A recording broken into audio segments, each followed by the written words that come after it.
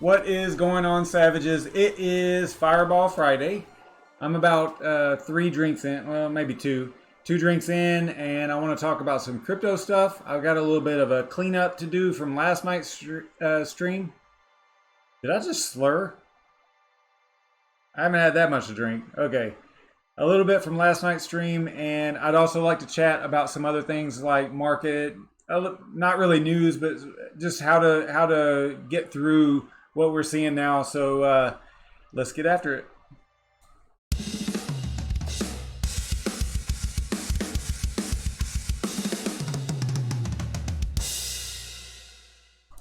First off, I would like to say happy birthday to Bitcoin Talk. The forum is 10 years old today. Yep, so that's cool. I thought that was kind of neat. You know, you can look back through Bitcoin Talk and see all the Satoshi comments and posts and everything, and it's kind of an amazing historical record. You know, not a lot of people go here that much anymore, I don't believe. I mean, it's still active and stuff, but you got to kind of be a little bit of a diehard to get over there and actually do stuff. Some of the newer projects don't even use it at all. So, although I think it's almost one of those things where if you don't at least do an announcement thread for your project, then you're probably kind of making a mistake, because you should announce it on here just as a, what would be the word? Basically, for legacy reasons, I guess. Something like that. Anyway, you understand what I'm saying. Just historical data over there. Pretty cool. Pretty neat. So I thought that was pretty cool. I want to talk about the market a little bit. Don't listen to mainstream news. I think that that's important. I think that, I'll get into it a little bit more in a minute, but I think it's safe to say that we should pretty much ignore anything that comes out of China.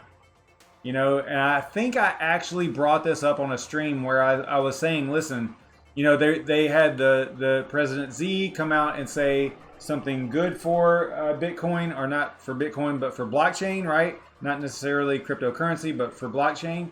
And then I think on the stream I said, hey, listen, you know, I guarantee you that next week or within the next week or so or 10 days, there'll be something bad that comes out from China, right? And that's exactly what we saw. So with the whole, and we don't know, I don't think that anyone really knows the truth about the Binance offices being raided and all that stuff. I don't know if anybody actually knows the truth. So, I mean, someone knows the truth, but I don't think that they're letting it out of the country, because if you're not familiar with China, they basically monitor everything that goes in and out of the country, data-wise, video-wise, all that stuff. So, in my opinion, you can't trust anything that comes out of there. All right, that's just my opinion. As far as the market goes as a whole, if we always focus on the negative, that's exactly what we're going to get. You know, because misery loves company, right? So let's focus on the positive things. Let's look at what our favorite projects are up to. I mean, are they building? Are they communicating and active with their community? Are their communities growing?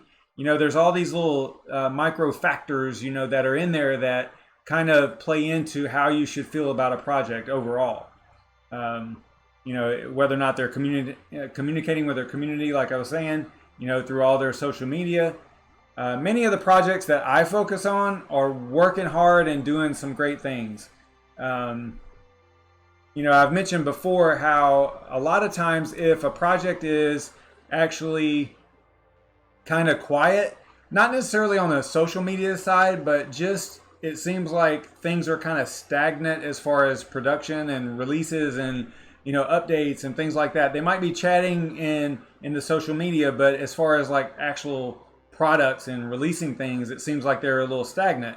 And usually that means that they're really busy and that they're really working on things. And that's kind of the case of several of the projects that I follow. You know, which is good to see. I like to see that type of activity and that type of work going on, you know. So, I mean, these projects are just putting their heads down and getting to work.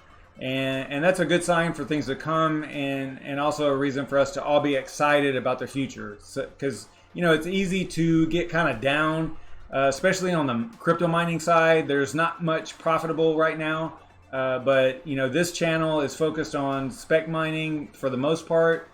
You know, I'm not mining, or I don't talk about Ethereum very much, you know, because that's just kind of like the go-to. Everybody mines that.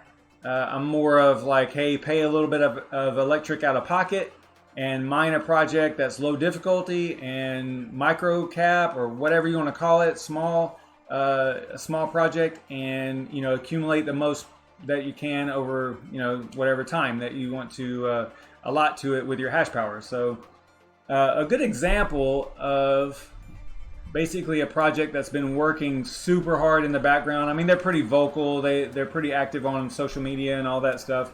Not so much in Discord, but definitely in Telegram and Twitter. But AION is it's actually the Open Application Network. I'll probably always call them AION. It's just going to be a habit, but I'll try to start saying the OAN, I guess is the way to say it. They basically transitioned AION Foundation into the OAN Foundation, the Open Application Network, and basically they're looking to solve the consequences of platform economies. They give a lot of examples. I did a couple of videos on this about the OAN and you know, what it was all about. Actually, that wasn't the video. That was the fork video. But yeah, so they're busy, super busy. Check out that video on my channel if you're interested in AION at all, or the OAN. And it kind of goes over what the OAN is all about, what they're up to. So check that out. And also this week on November 19th, and this is what I'm referring to whenever I talk about how, you know, your favorite projects could be super busy, even though it's a down market, even though things look pretty bleak, you know, on the crypto side.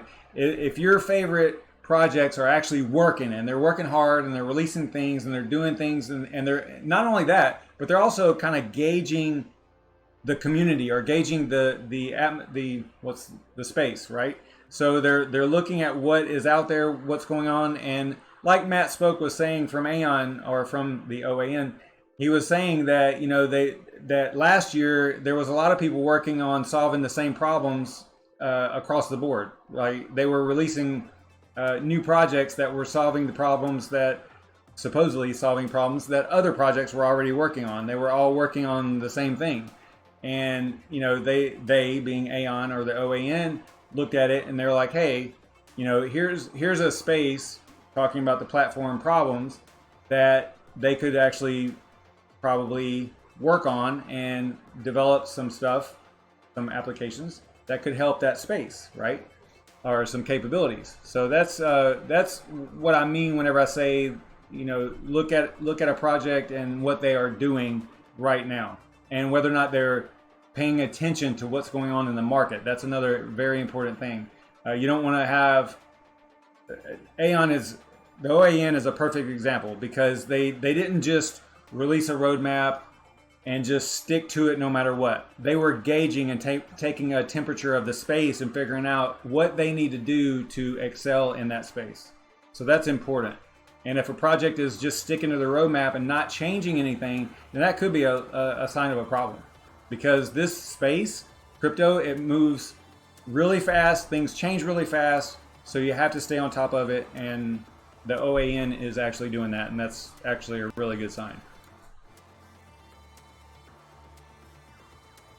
So also this week, on November 19th, 2019, at block 4721900, the Unity kernel was upgraded by, and this is all on AION as well, the OAN, was upgraded by node operators in a coordinated hard fork to implement Unity, which we've been talking about Unity for a while. I've talked about it on the channel before. It's the first ever implementation of its kind, where it's a hybrid proof of work, proof of stake, 50-50 split, and each block is either a proof of work or a proof of stake. So they cycle back and forth. And right here, I did a live stream whenever they actually were forking. And I actually caught, I think we'll be able to see this. Let me, yeah, right here. So, oh, let me back up just a little bit. So as soon as I switched over here, you could see 4721900 right here, the block. And that was a proof of work block. So 4721901 was the very first proof of stake block on the AION network. So I thought that was pretty cool that I actually caught it. And I just flipped over there just in time too, because this rolls right off the screen as soon as, yeah, see, watch. Whoop, it's gone. So then, you know, you can see right here, proof of work, proof of stake, proof of work, proof of stake. So super cool, very neat that they were able to implement this, and it was so smooth, you know. It was like just flipping a switch is basically what they did. So I mean, so much work went into, you know, the behind the scenes kind of stuff to make it so smooth. Just hats off to those guys. They did a freaking super awesome job over there. So yeah, really cool stuff coming out of the AION, or the used to be the AION Foundation, the OAN. And Unity itself, a little bit about Unity. This is the live dashboard, watching the blocks go by and everything. Unity is a hybrid consensus algorithm that merges proof of work and proof of stake, and it helps to secure the network through that standard proof of work method that we're all familiar with, and also provide economic security through proof of stake using Java smart contracts to manage the entire staking lifecycle. And I'm not really sure what they'll use these the staking tools, not necessarily the staking tools, but the server, the nodes for. But the proof of stake nodes could be utilized for all sorts of additional features and support on the network in the future. So I think that that's something to look forward to as well. And as far as the staking goes, they came out with this staking interface, and it is, I talked about this on one of my videos as well. So if you're interested in AION staking, check out those videos. I think they're, yeah, pretty recent. But if you go to playlist on my channel here, I should have a AION playlist right here. That's not what I meant to do.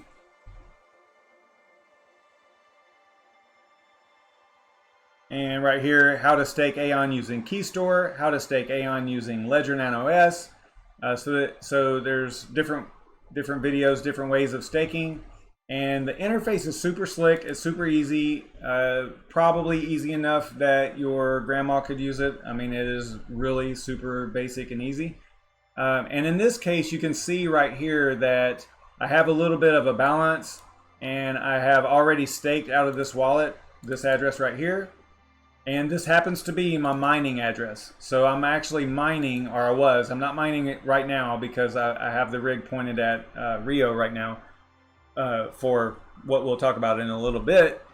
But whenever I was mining it recently, I had it pointed to this address, and it shows up because this staking interfaces with the blockchain, of course, and it sees that address and it can put your balance in here. So then from this staking interface all by itself, you could just click delegate and delegate your 58 or my 58 to a pool, a staking pool. And in this case, I would choose AIONPOOL staking. Let's see where they're at now. And this is something to note too. There's a ton more staking pools in here than there were just whenever they launched. I mean, there's a lot more. So it looks like things are moving right along. I'm looking, here it is. So here's AIONPOOL, and you can see here, whenever we were first doing the videos, the status or performance was, I think it was poor or something like that for all of them, right? Because they hadn't forked yet. But after they forked and there's some data collected on the pool itself, then they're able to determine what type of environment you're dealing with, right? And whether or not it's a solid environment to actually host on or stake on. So you can see right here, AIONPOOL. Those guys are awesome. I'll talk about them in a little bit. But they're at excellent. So that is super cool. I'm glad to see that because I have quite a bit of AION staked with them. So Neat stuff over there. So you could just click delegate and then go through the process. Again, this is all in the video. I mean, heck, I'll go ahead and do it real quick. So I'm going to delegate the full amount. I'm going to make sure that down here it is AIONPOOL, and it is. I'm going to choose delegate. I see that there's an 8%, which is, I think that's a little less than average. Let's go back and look here real quick. There's one with 4, 5. Yeah, I would say it's pretty close to average. All right, so we'll go with that. So we're going to delegate full amount. Make sure it says the right thing here. The first time I used this interface, it actually had a different pool here, even though I chose to select it. It looks like maybe they fixed that.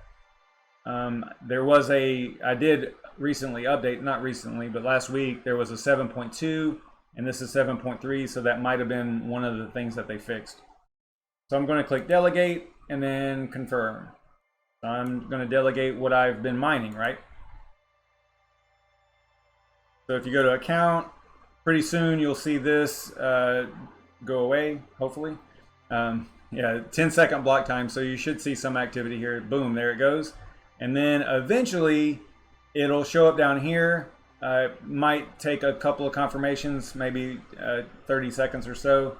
And or I can go back and forth here, because I did notice maybe this is something else that they fixed in the new release.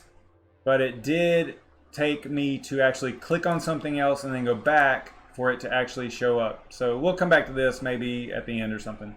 But you can see that's a real quick way on how to delegate. And I was mining directly to that wallet.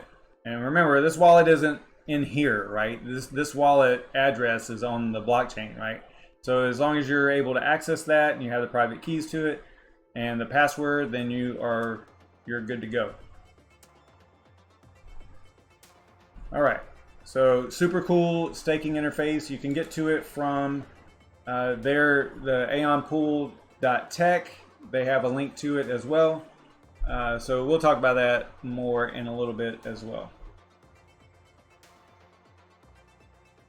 And you can see right here, I don't know if it's still open or not. No, it's not. Let me get over here and unlock this real quick.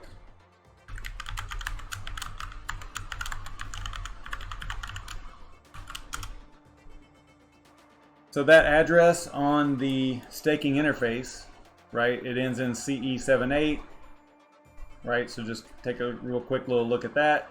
And then if you go over here to the wallet, then you can see right here, that's the wallet that I'm actually mining to. So this is their AION desktop wallet.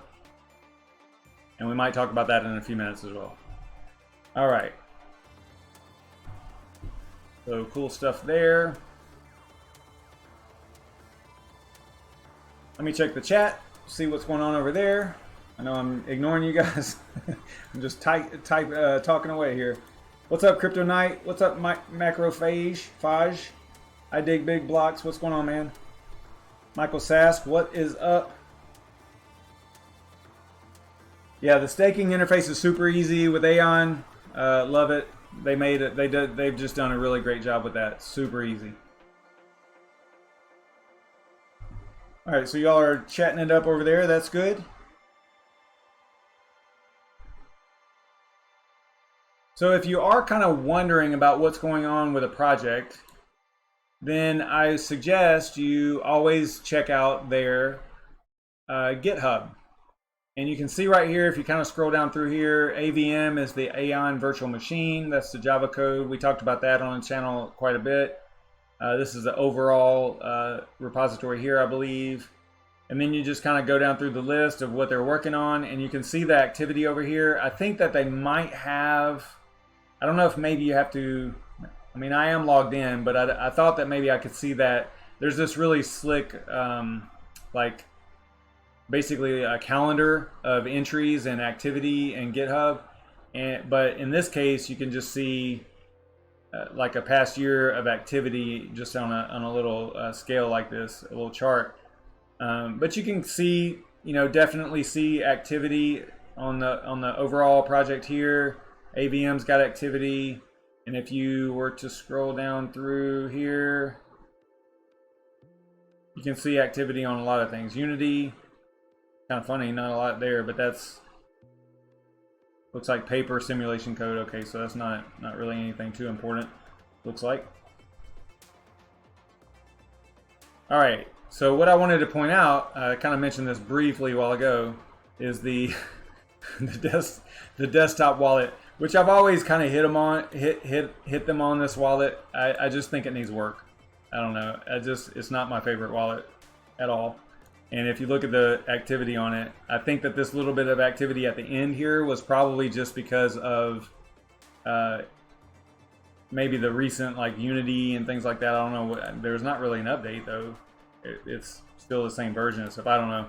Maybe they are working on it. Maybe that's what it is. That would be great. But yeah, so kind of funny, but all right. I know that that's not, you know, their most important thing that they're working on, but I just, in my opinion, I think it needs work. So just want to throw that out there. Another project that I am super bullish on is CCX. And you guys know that if you followed the channel at all. It's one of my favorite projects. Probably, I think it's still like my number one. If I was to pick, you know, a list, I would say it's number one.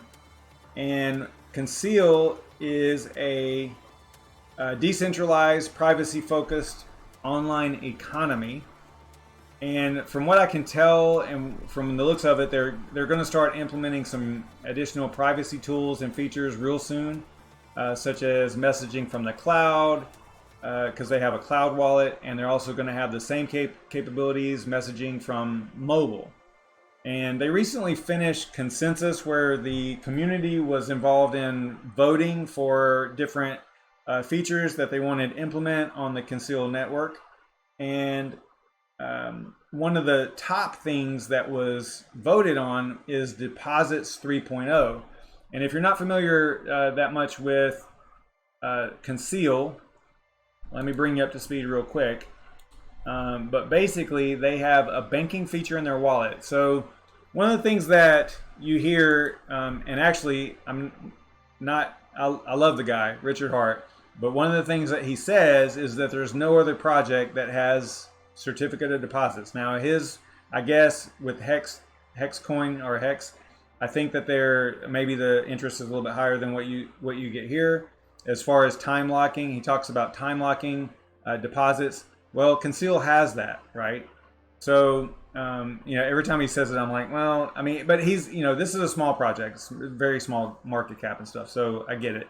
I understand why he wouldn't know about it, but I just think it's kind of funny to hear him say that and then know that Conceal is out there, right? So anyway, they have a banking feature that's in their wallet now. Apparently they are revamping this whole interface here, even though it's a decent wallet. I like it. It's you know, it's not that bad. It's not bad. I like the interface, and it's consistent across all the platforms. You know, web, mobile, all that. So it's got a consistent interface, which I like. But they have a banking feature where you have what's called a deposit or an investment, and the deposits can go for up to 52 weeks. So for a year. You could do a deposit, and basically all you're doing is you're locking up a certain amount of coins, a certain amount of CCX. So if I add it all here, I've got 627 in here. Then I would, if I locked it up for a year,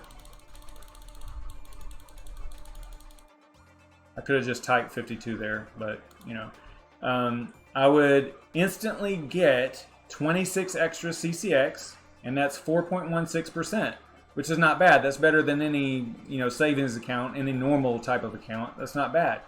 But that's 4.16 of CCX, not $4.16, right? We're not talking about USD. We're talking about the actual currency that we're dealing with, which in this case is CCX. And so yeah, so you lock it up for that amount of time, and that's the amount of interest you get. And that is how a deposit works. And that could be as low as one, minimum of one, you see right here. Now with the investment, it was totally different. You had 50,000 as the minimum. And this basically gave whales, I guess you could say, a huge advantage as far as the percentage and everything. There was a lot of advantages here, obviously, for having more CCX, but it separated out the what do they call them? Fish? I don't know. The minnows from the whales, right? So it was a vast difference between the two, because you could go as low, you could stake as low as 1, or you could stake as, and in the case that's in the case of the deposit, you could go as low as 1, but an investment you had to have 50,000 or more. So there was a huge gap there. And something to note, this is cold staking. So once you do this, this is on chain. You don't have to leave this wallet open and consume electricity and all that stuff. Once it's done, and you just close the wallet and come back whenever your stake is done and reclaim, right? So it's super neat, super cool, great features, but they are revamping that, and it's actually called Deposits 3.0. And Deposits 3.0 is going to fix a lot of that. It's going to revamp the way that they're doing the investments and the deposits, and hopefully make it more, not user friendly, but more onboarding, right? So not such a vast difference between the two. Easier to onboard, I guess you could say, with a less amount. And I think they're going to adjust the percentages and things like that to fix it all, right? To make it a better system. And that was all voted on by consensus by the community, right? So they did it on Discord, I believe, and everybody voted, and that was one of the things that was heavily voted on, was Deposits 3.0. So that's something that they are definitely working on. Another thing that they're working on is Conceal Mobile. It looks like they are going to enable messages. So not only are you going to have these cold staking, time lock deposits, CDs, whatever you want to call them, on chain, you're going to also have messaging. Now they've had messaging for They've had messaging for quite some time in their wallet, but it's just not really that slick, right? So if you go over here to messages, you can see I've played around with it, and I've done some streams on it and talked about it. It's just not that slick. So they're going to implement this on the cloud wallet as well as mobile. So it's encrypted messaging. What I've heard people use it for oftentimes is to send themselves important data, like maybe even a private key for another cryptocurrency that they have, for example. It's kind of like a way of securing your data, right? Not only that, but obviously encrypted messaging is a big deal as well. Just talking to other users, other Conceal users. So that's something else that they are working on. Conceal Mobile. Sounds like they're going to have a landing page, kind of like the Cloud Wallet, which we'll talk about that in a minute. Actually, right now, we'll talk about that. So the Cloud Wallet, it looks like they are trying to implement messaging in the cloud as well. So you would be able to go to their Cloud Wallet and basically do all the things that you can do from the desktop and the mobile wallet. So I think that is really cool. It's going to have a landing page that shows the basic features, screenshots, and what the user can expect from Conceal Cloud. So that'll be pretty handy, and it sounds like they're going to do about the same thing for mobile. So whenever you first go into it, like right now, if you weren't really familiar with Conceal, but you somehow had the app on your phone, or you somehow landed on Conceal Cloud, you probably wouldn't learn much more about it, right? From just going to that app or going to the cloud. So it's basically it's like an adoption type thing where you want that first look to have some type of a landing page with information, like, hey, here's what the project is about. Here's why you should, create an account or, start using the system. So that's what the landing pages are for. Looks like they are also updating the user interface and user experience of the Conceal desktop wallet, which currently looks like this.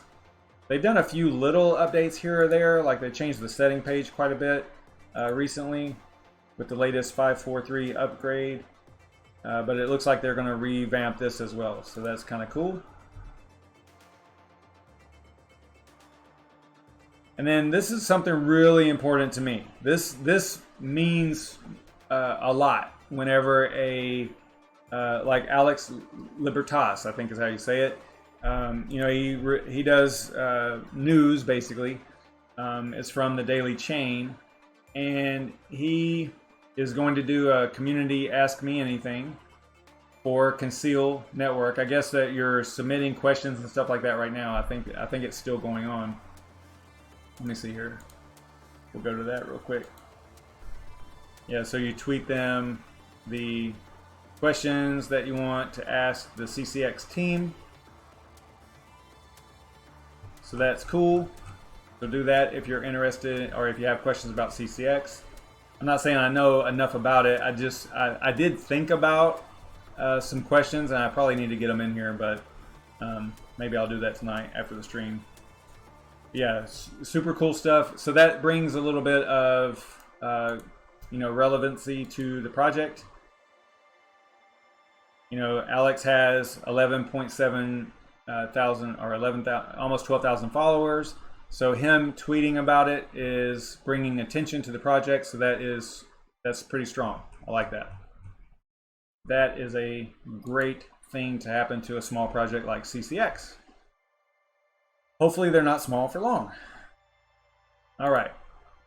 So that's just one more thing. Also, Coin Report, Nick Patel is also doing he's going to do looks like an in-depth report on Conceal before the end of the year. So this is super important as well.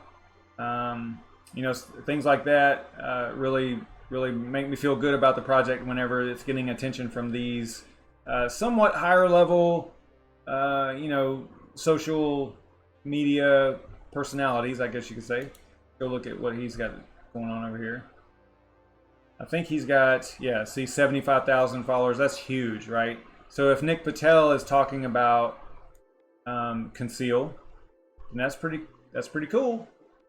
It's definitely a good look. So I'm proud of those guys over there.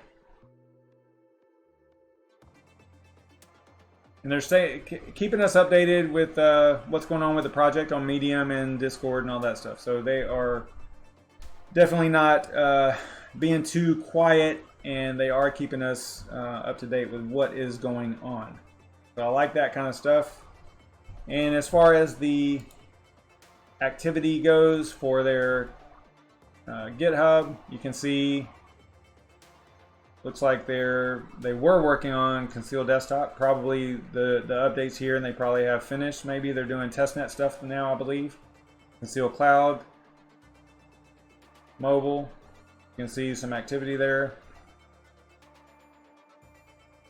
Looks like they're updating the website a little bit.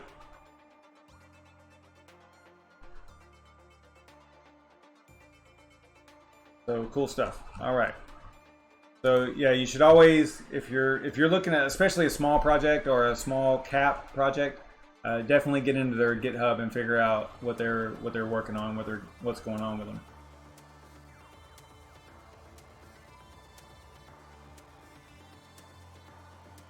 Just check the chat real quick.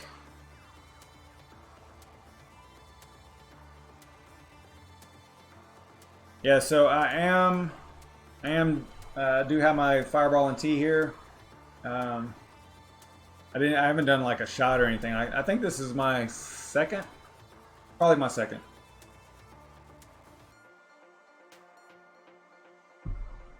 Second fire tea. Let's see. So where was I? I checked the chat real quick just to see what's going on.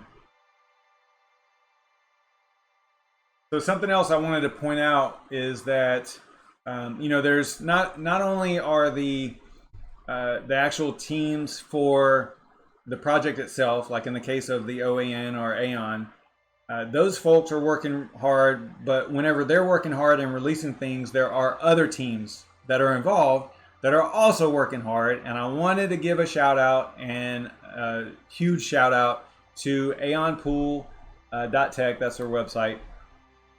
These guys are awesome.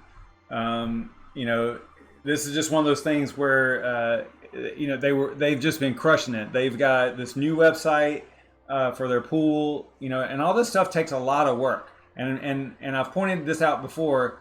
A lot of these projects and pools and so there's not very many people working on this stuff. It takes a lot of effort from each individual, and sometimes that in some cases, especially with pools, a lot of times they have one person. There's just one operator, one person that manages it. In this case, there's at least three. You got Yashnik, ICU2, and CryptoZ, and they manage the AIONPOOL, and they've updated it to kind of reflect the new OAN from AION, which is really super cool. They've definitely worked on this a lot. It looks nice. They've got a staking link over here. Help, you know, some of this stuff is from before, right? So, but they have definitely updated the look. They've stayed on track with the interface and what it looks like, and you know, the relationship that they have with AION. So I thought that was just really cool to point out. They have you know, the staking side over here.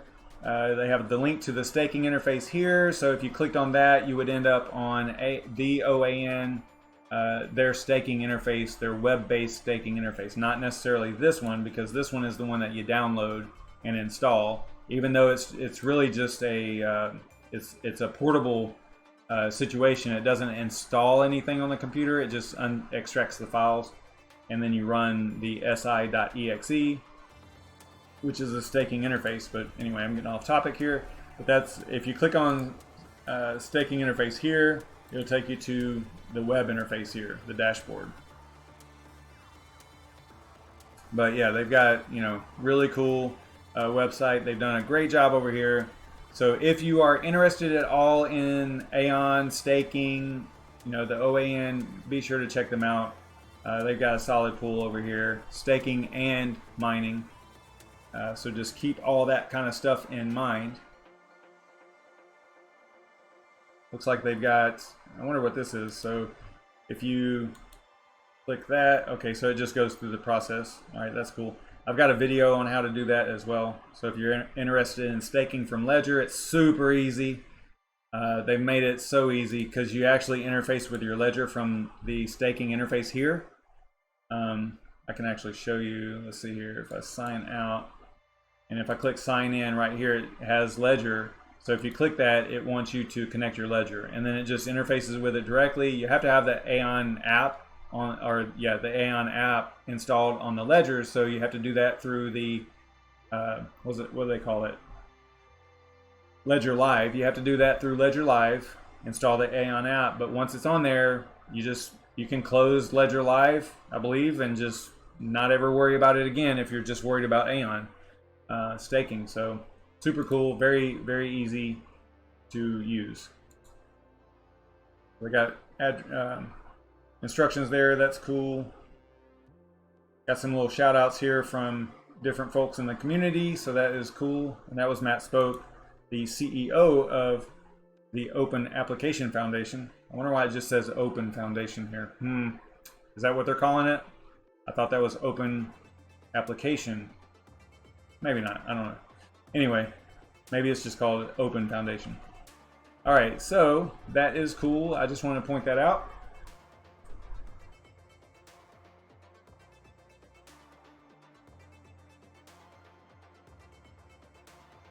When does it all start working? Well, it's working now. So everything is done. And if you see right here, let me throw this back up here.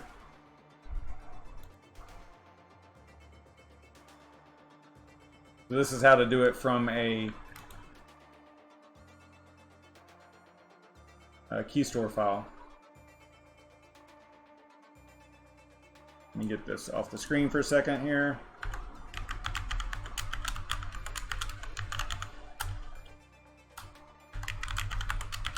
There's analysis guys that are folks that can actually figure out the keys that are being pressed on a keyboard, like typing in passwords and stuff. I hate it. All right, so I got that key store loaded back up. So you can see right here now. This one I was kind of just using this as a test because it doesn't have a lot in here. I mean, 300. Well, I say it's not a lot, but I'm staking 387 from this particular address, and you can see right here the total rewards are 0.3 so far. Right now, I haven't done like a one-to-one relationship or a comparison to mining, and you probably can't even do it because, well, I mean, each block, the way that it works, each block I think gets 4.5 AION, I believe, 4 point something, and so it all depends on what percentage of coins you have staked and whether or not that particular staking pool hits a block. All that stuff that we're used to with proof of work mining is kind of applicable to staking, the way that it's set up. So the rewards are already working. It's already in progress. Everything's fine. My other wallet has a little bit more than this in there, and the rewards are a little bit higher, of course. So it all depends on how much you are staking. So hopefully that answered your question there. So as long as you're staking and you have the staking interface like this, boom, you should start seeing rewards, once you stake. So that's all there is to it. That's how easy it is. You just let it rock. I mean, you don't have to keep the wallet open or none of that hot wallet stuff. Hey, what's up, CryptoZ? We were just talking about you. So yeah, cool stuff over there.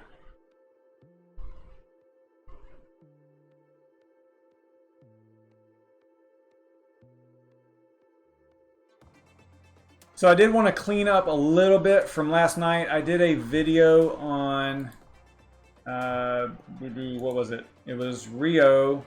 We were mining RYO using the new GTX 1660 Super Gaming X, and the spreadsheet that I had that I was doing the calculations on was kind of goofy. It had the wrong, basically the wrong not percentage, but the wrong number format in here. So it looked really weird because like these numbers down here were 0.012 or something like, it would be like a really weird number. So I just wanted to point out that I fixed it, and now these are the right numbers. I actually tweeted about this as well. So if you follow me on Twitter, you got that. You probably got that tweet about that. So you can see right here that the mining RYO on, I was using hashrate OS, and on that 1660 Super Gaming X, as far as hash rate or solutions per watt, it was getting 14.6, which is even more than like a 1080, right? So this is with the wattage, and it's done through the calculation. If you change it over here, it'll change this amount here.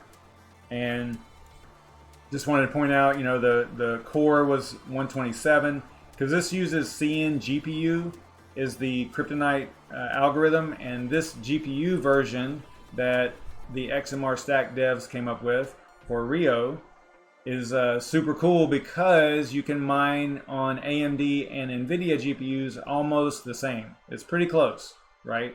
And you can mine on older GPUs, which is also nice. But you can see the efficiency here of this Super Gaming X 1660 is pretty good. I mean, at 84 watts and with just 127 on the core, 0 on the memory, we were getting 1230. Right, so if you go over to what to mine, and you plug in a 1660, you could use a 1660 Ti, I guess. Let me get rid of everything except CN GPU.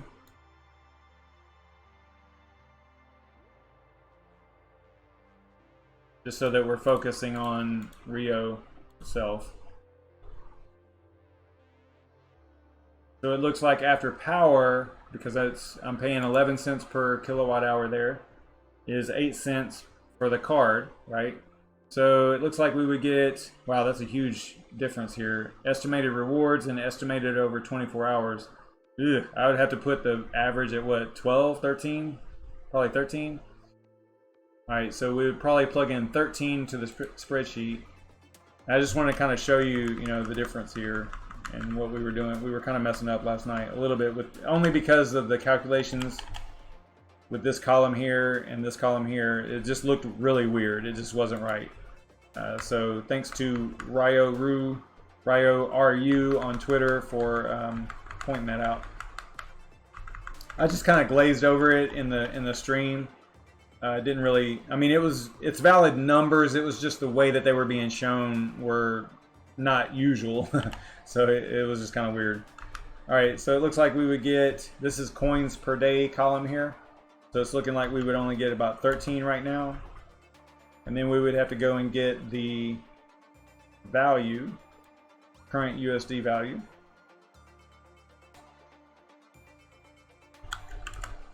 RYO. They're all the way down to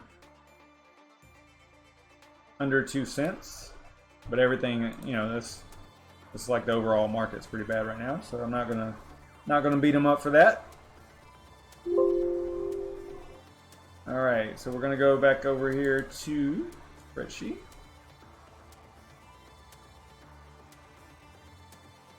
Don't want to do that. Let's back that up. So it is rounding it up. So I need to probably fix that as well. Let me make this look a little bit better here.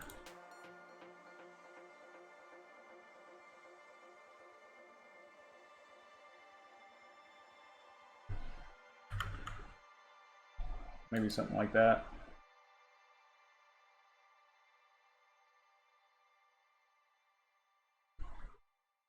All right, so that's pretty good. That's a small enough number. All right, so it's looking like 2 cents after electric. And I think that was pretty close to what we saw over here, right? No, it's 8 cents. All right, so we've got something. I've got something messed up here.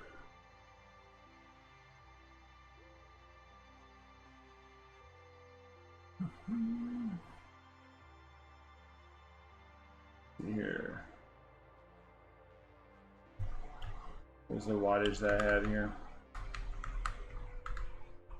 4.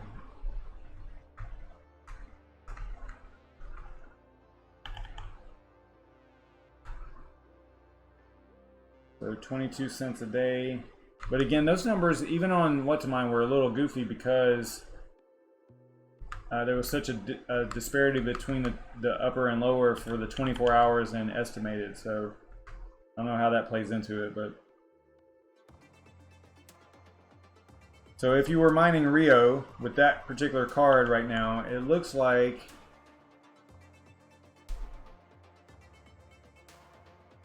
it would take about 36 years to pay off that card. I don't know. I just have to laugh about it. All right. But that's, you know, again, that's down market. That's a horrible value. You know, it's less than 2 cents for RYO right now. So, yeah, I wouldn't, you know, what I would focus on in this case would be that you are earning 13 a day. So you got to look at what you would earn or what you think it's going to be worth in the future. That's how I look at that.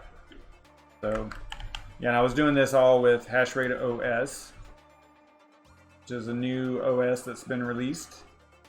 Pretty cool. Looks nice. And I had RYO up here as well because, you know, I knew I was gonna cover it, so I went ahead and stayed on RYO. Just letting it eat. All right, so let me see what y'all are chatting about over here. What's up, Yashnik? Glad y'all made it. I was talking a lot about y'all earlier. What's up, Dan the Dane?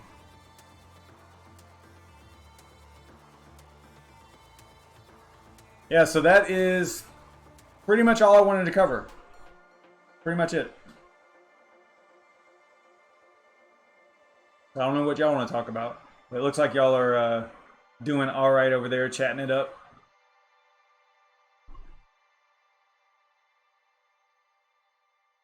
How was you were at a basketball game? I didn't know they had basketball in Canada.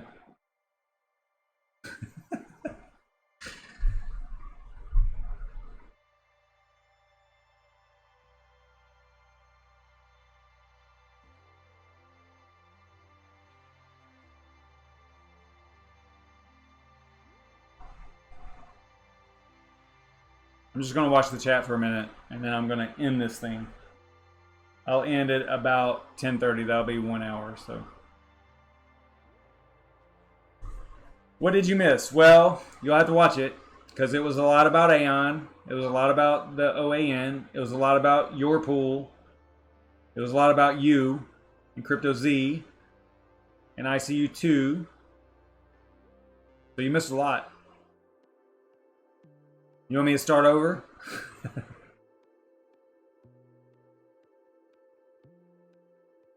Yeah, I mean, clearly you can see that I'm not really into sports, Yashnik. I guess I should probably know that, but I don't.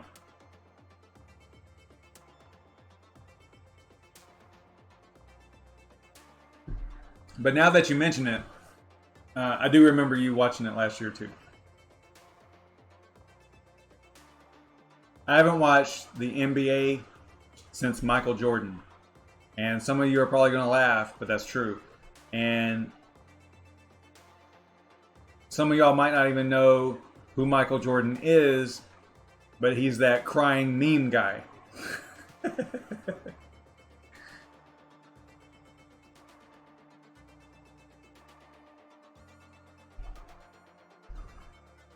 Yeah, I did a lot of coverage of AION, y'all's pool and everything.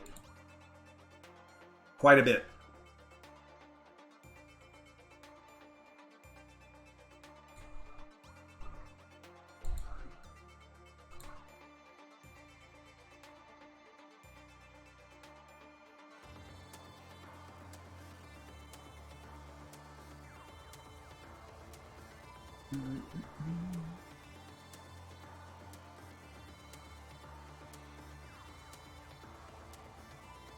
Yeah, man. Number 23.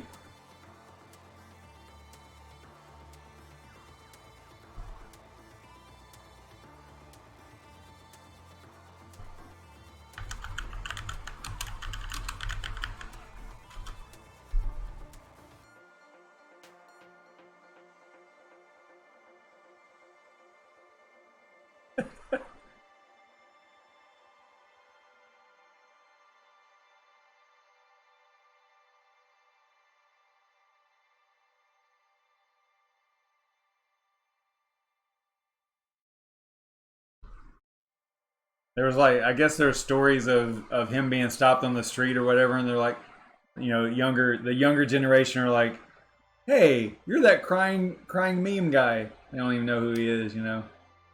Funny.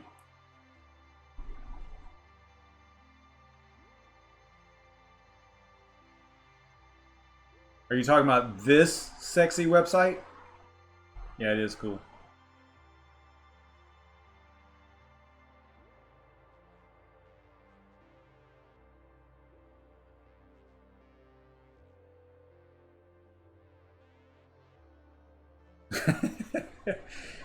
Yeah, he probably does love himself.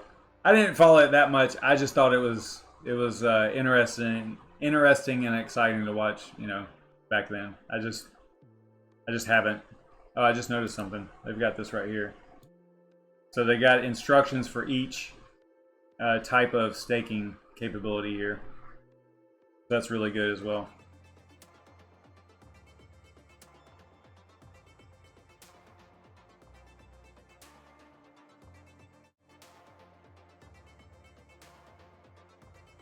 They got the mnemonic phrase. They got the private key store. I did a video on the ledger and the key store, so you can check those out as well. The ledger is way slicker than I thought it was going to be. Way slicker. It's so easy. It's just so easy. Yeah, that's really the simplest thing to say about it. The only thing to say about it.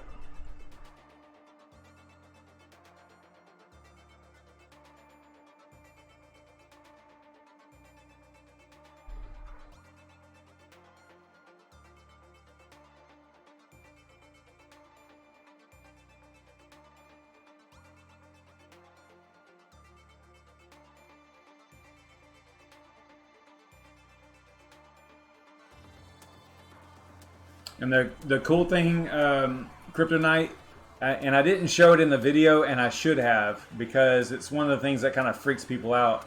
But you can delete that AION app off of the ledger. right? You don't even have to leave it on there. So you can delete the app off the ledger, and you're going to get, whenever you put it back on there, now you have to have it on there in order to interface with the staking interface, of course, but yeah, it's neat that you can just delete that app off of there and not worry about losing any crypto or anything, right? It's really cool because it stores your private keys like in a separate chip, the way I understand it.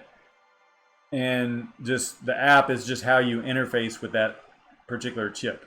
And yeah, it's really cool. Very easy and secure and all that stuff, so I dig it. I should have did that. I should have done that on the stream, like staked, 300 or whatever it was, and then deleted the app. That would that probably would have been kind of cool. Just to prove, well, delete it, show that it's not on the ledger, and then show that it, and then put it back on there and show that the crypto is still there. I think that would have been kind of cool. Maybe. I think Red Panda Mining's doing a ledger staking video as well. Maybe if he hasn't done it yet, we can tell him to do that. That would be kind of cool. Not tell him to do it. We can ask him to do it. That might be kind of neat. Maybe I'll hit him up in Discord or something.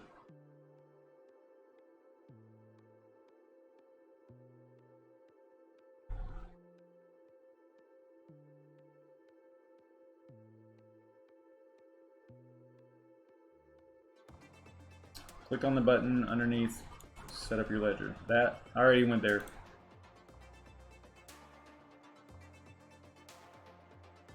Does it say in here that you can delete it? Probably not.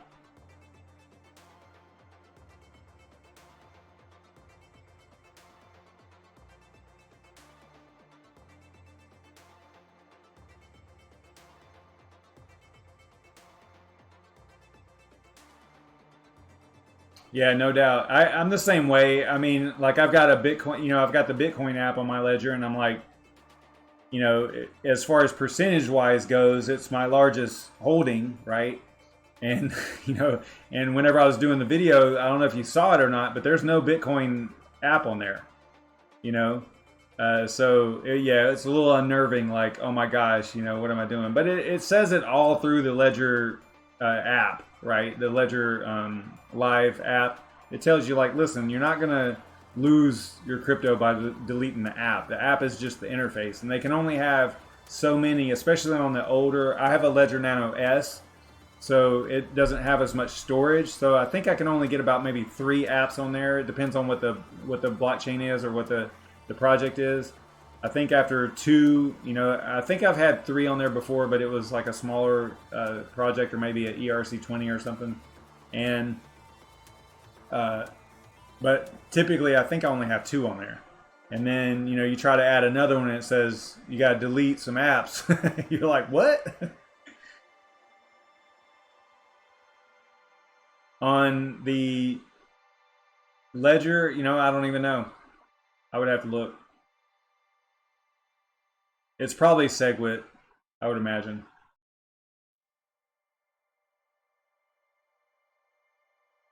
I've had it Crypto Z to where even after, I want to say after 3, and I tried to add a 4th one, it wouldn't install it. It said I need to remove it. As a matter of fact, I think it did it whenever I did the AION video, because I was getting ready for the video, and I think I had BTC, Ethereum, maybe Ethereum, and maybe even like Tron or something like that on there. I had 3, and I tried to add AION, and it told me I had to remove some. So I think it depends on the actual app.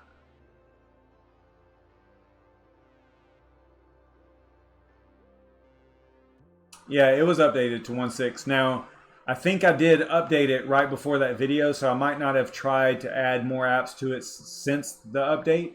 Because I actually ran into a huge problem with the update. It would not, I had to do a lot of research to unbrick my ledger. I was kind of freaking out a little bit because it got stuck on the, what was it, bootloader, I think, the bootloader.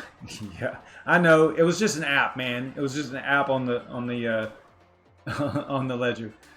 I do have some Tron from way back though. I mean, that was like way back last year, and I just never sold it. So, yeah. So it got hung up on the bootloader screen, and it wouldn't install the update, and I had to do like some tricks with the buttons and when you plugged it in. But I think that what it ended up being was, I think I talked about it on the stream actually, I was using a hub to I plugged the ledger up to a hub, and you probably shouldn't do that because of security reasons. It wants to interface directly with the motherboard, so you need to use the headers that come off of the right off the motherboard. I don't think you can use a hub. I don't know, it might just be my computer, but that was my experience, because as soon as I plugged it into a normal USB port that was on the motherboard, it was fine. The update went seamless after that. Alright, so we ran over 10:30. I'm going to end it here. I don't want my videos to be so long anymore. It's hurting me. An hour is enough.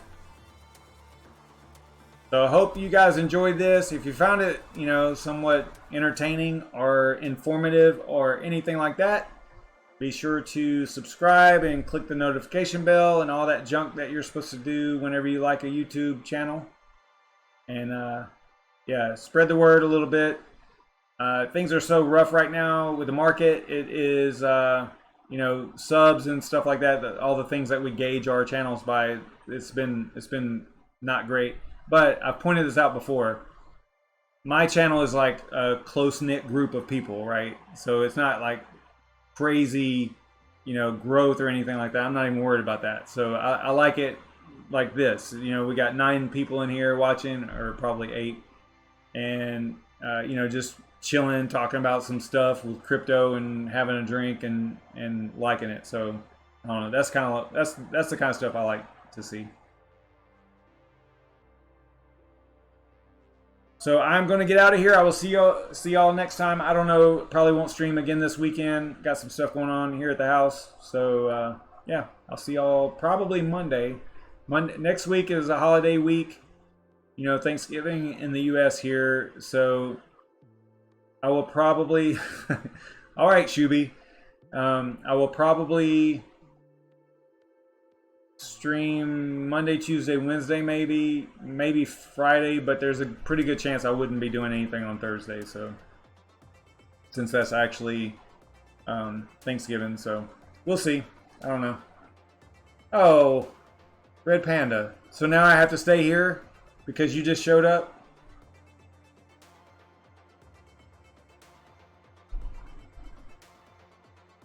I can't start over, man. You missed a lot. I did talk about you a little bit. Let's talk about this for a second. So your ledger, I think you're doing a video, right, on staking, AION staking. Let me know in the chat there real quick. Well, if you are, actually, it doesn't matter. But if you are, what I was going to say was, what I wish I had done on my stream whenever I was showing ledger staking is I was hoping to, I should have deleted the app, like done the whole staking thing and then deleted the app off of the ledger, the AION app, and then show everybody that it was deleted, right? And then go back, reinstall the app, get back into it, show that the coins are still there and all, and they're being staked and all that stuff. So that's one of the things I wish I would have done on my video, that if you are doing that video, then maybe you can throw that in there, because I think that would be kind of cool. Because people we were talking about how we kind of all freak out whenever we are messing around with a ledger, and you have to delete an app to add an app, and you're thinking, oh my gosh, how am I going to get my crypto back or whatever, right? So it's like one of those little unnerving things that we do.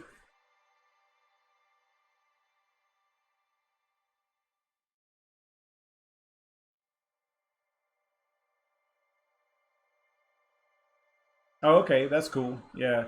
However you do it, if you haven't filmed it yet, I think that would be like a cool thing to add in there, is just to give people the confidence, right, So like a way to kind of build a little bit of confidence from users with ledgers to actually use it for the staking, because it's so easy. It's so easy to use it with the staking interface with AION. But show people that you can delete the app and re-add it and everything's all good. You know, I think that'll be kind of cool.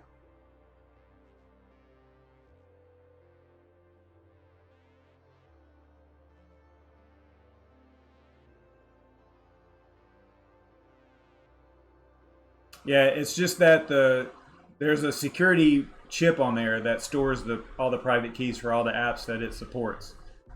So that's where, like, whenever you install the app on the ledger, you're going to get 5 addresses. I think it defaults to 5 that you can send to. So yeah, it's just cool stuff. The app on the ledger just interfaces with those private keys. Is basically the easiest way to look at it. So Shuby's in party mode. So does that mean that I can't leave? I don't know. Now I got I got Red Panda in here. I got Yashnik. I got Crypto Z, Dan the Dane. You guys are all hanging out now, and I was gonna end it. Now I gotta stick around, and I don't know what to talk about though. What are y'all up to? What's going on? What are y'all mining? That's a dumb question for the folks that are in here.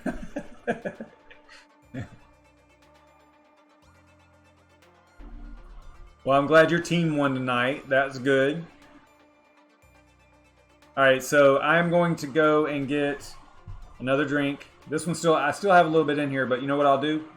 I'm gonna get a shot.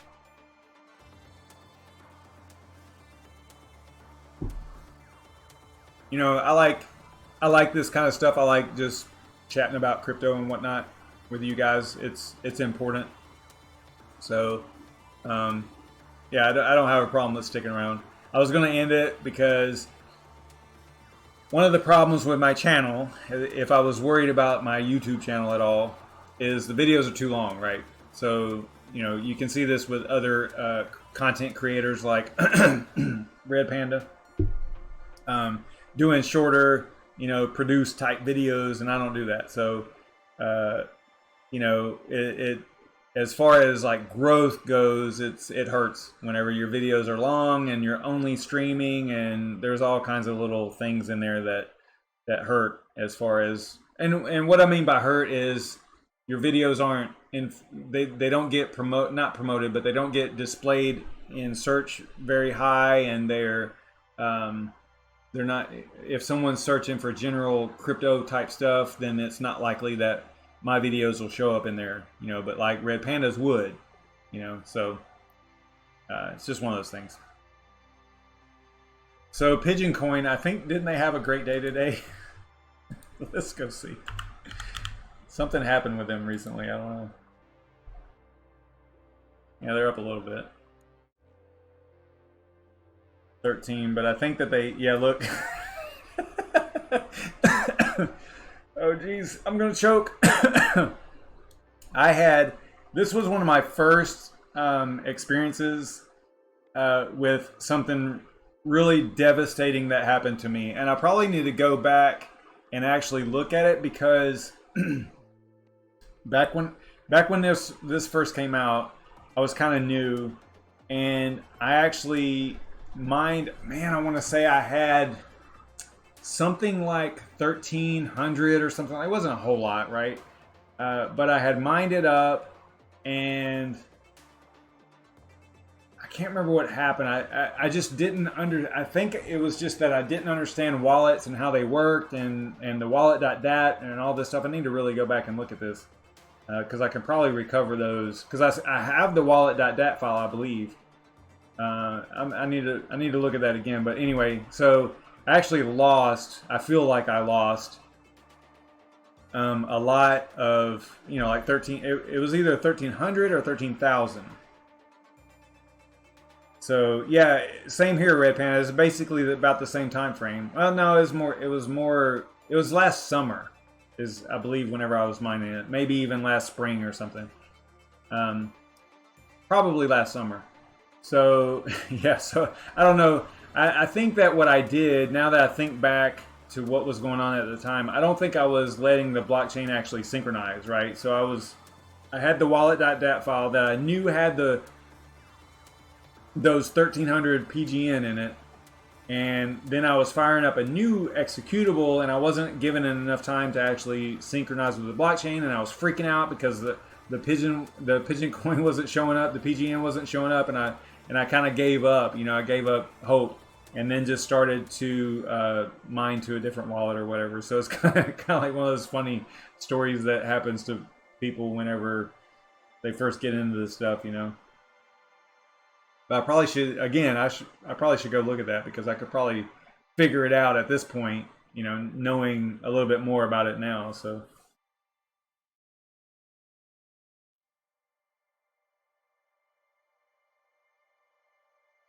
Red Panda, what kind of problem are you having? Are you talking about with AION?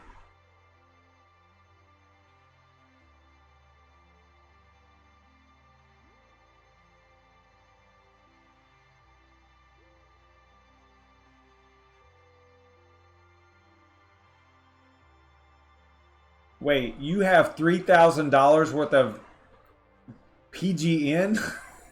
Are you kidding me, dude? That would be a lot.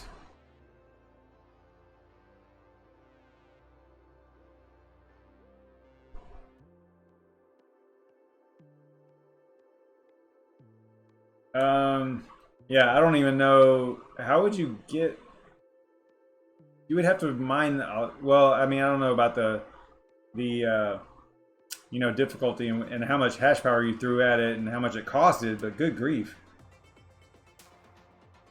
$3,000 worth?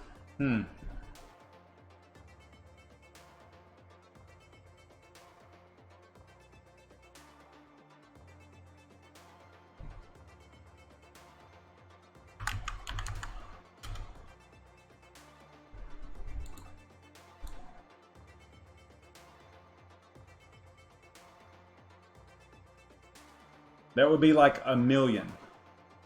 Almost a million. PGN.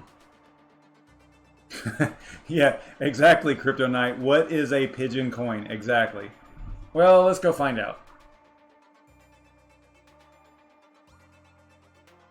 Well, it's digital freedom. That's what it is. It was basically, here's what they did.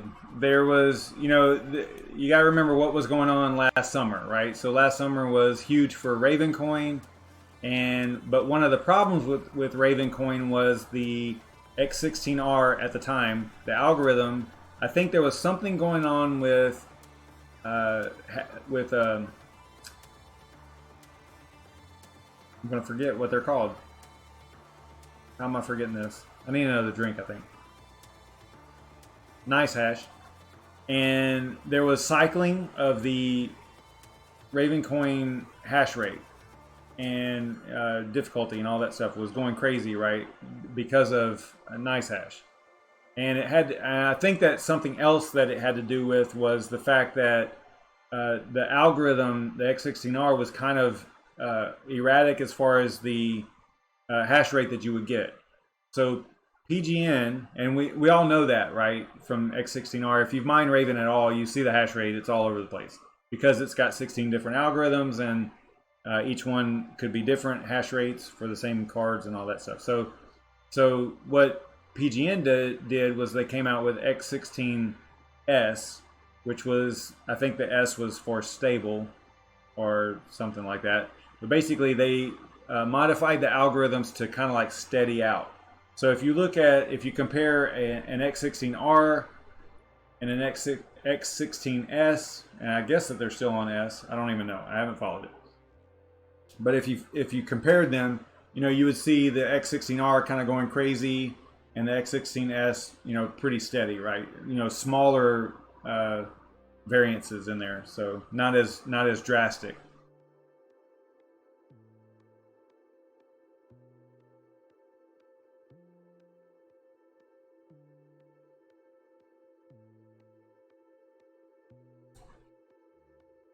So Hang on a second, guys.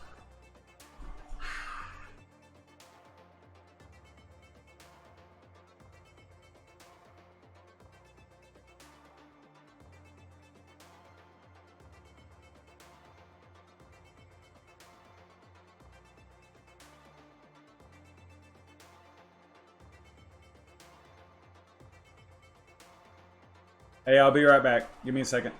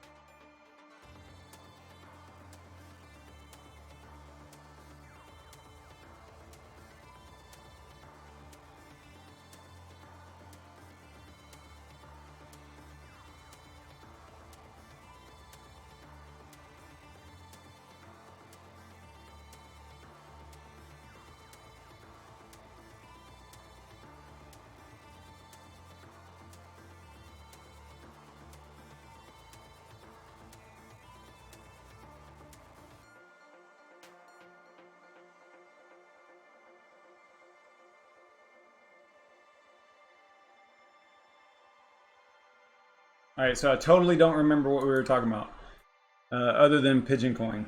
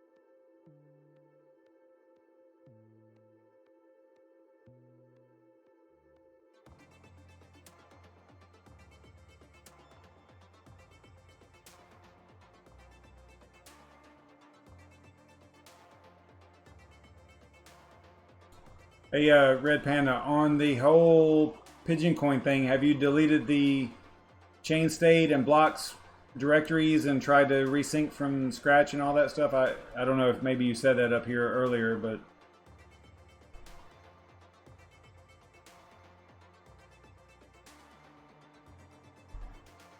that's what I would start with.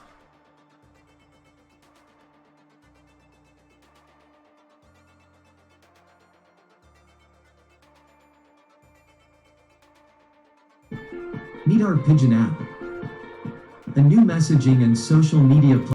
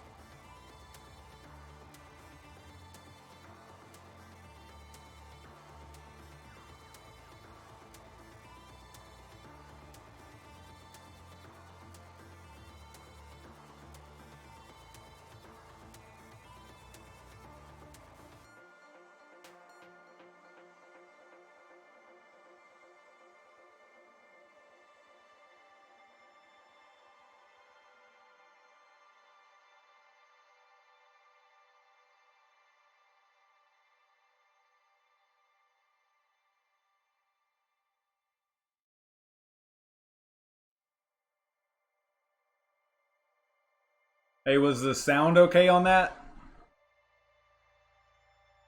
All this PigeonCoin talk here. All right, so let's go ahead and let me get out of here. Let me see if I've got my stuff kind of cleaned up over here, and maybe I'll just do. Remember, I was talking about a while ago where I was saying I might be able to reclaim that PigeonCoin. So, and Red Panda was talking about, you know, not knowing about the restoring or deleting the chain state and blocks folders and all that stuff, and that's something that we can kind of go over. So let me see if I can get to that part real quick here.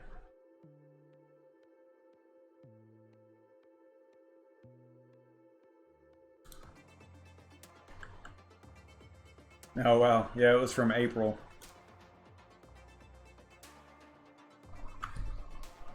All right, so got some backups here. I'm just kind of taking a glance at what's going on in my folder structure over here, so give me a second.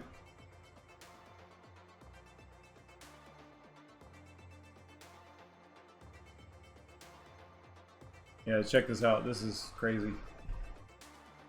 So Pigeon QT. Again, I haven't looked at this in a really long time. You can tell it's from all the way back in June of 2018, so I definitely need to update that. Let's see here. So if I go to backups, you can see some backups from. Yeah, you know what? I don't think that the wallet. I don't think that the DAT file in here is the one. Let's go in here. Hang on.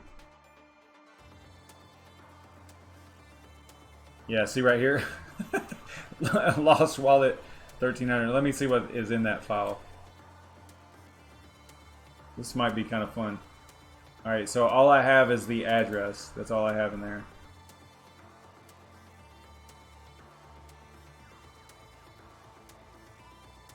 Alright, so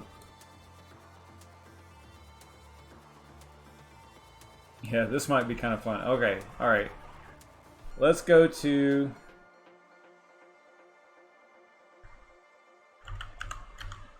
we were just there, but I don't know. Here we go. We'll go here. We're gonna go to where's their wallet? That's fact. No. Okay. Resources. All right. Here's the wallet.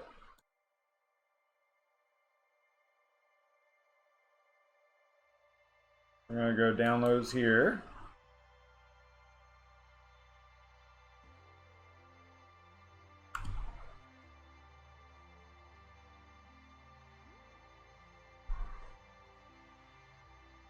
So Red Panda, did he get it? He got it. He got it working or what?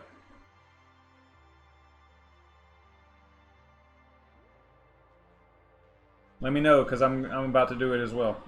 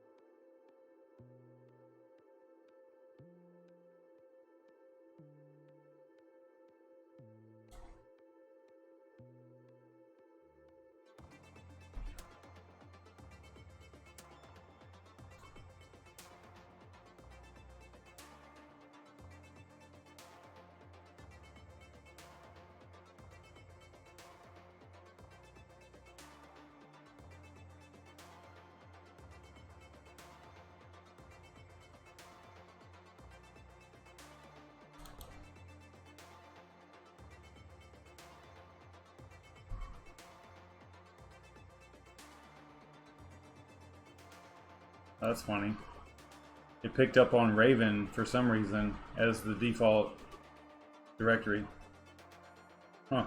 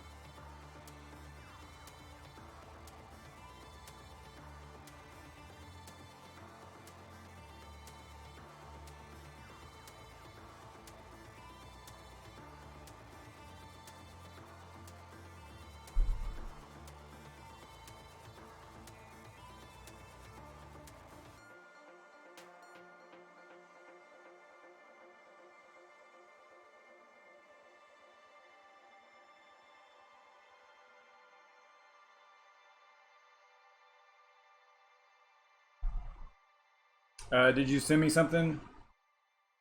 Okay, got it.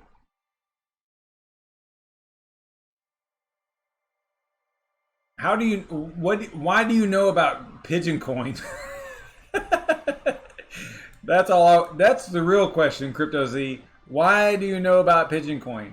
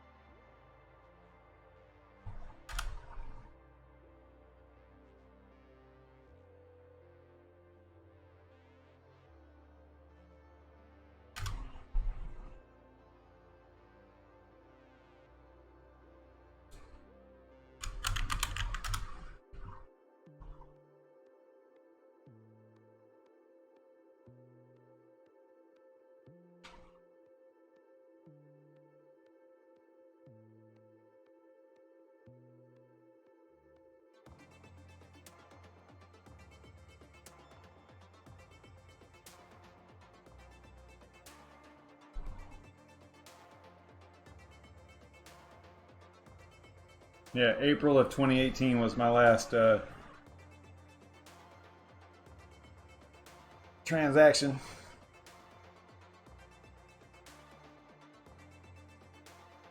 Is Luke still one of the devs, or is he not on there anymore?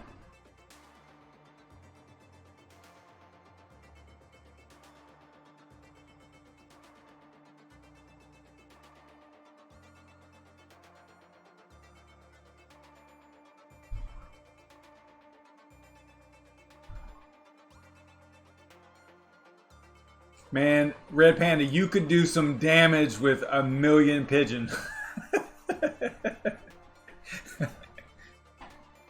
Oh, I want to watch this. I want to see you get into that wallet and go and just immediately. Let's see here. Where am I at?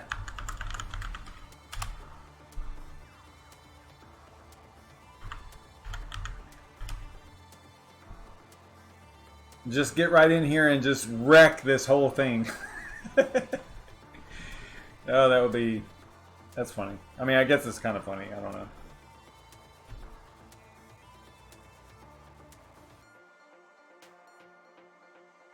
Yeah, that's what I'm saying, man. Freaking 1,000,000.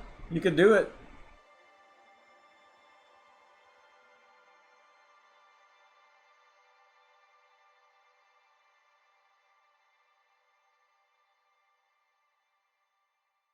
I mean, there's quite a bit circulating, but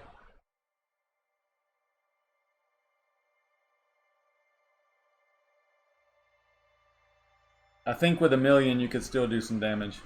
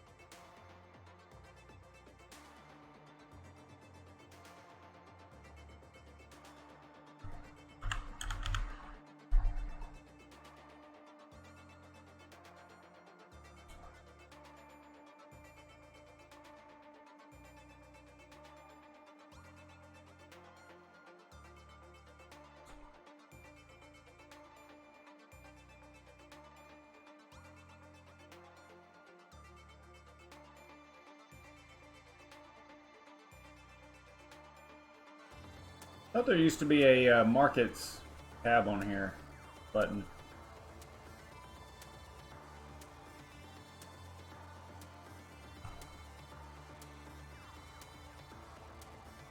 Have they done anything recently? Oh, it stands for shuffle. I said stable earlier, I think. So shuffle.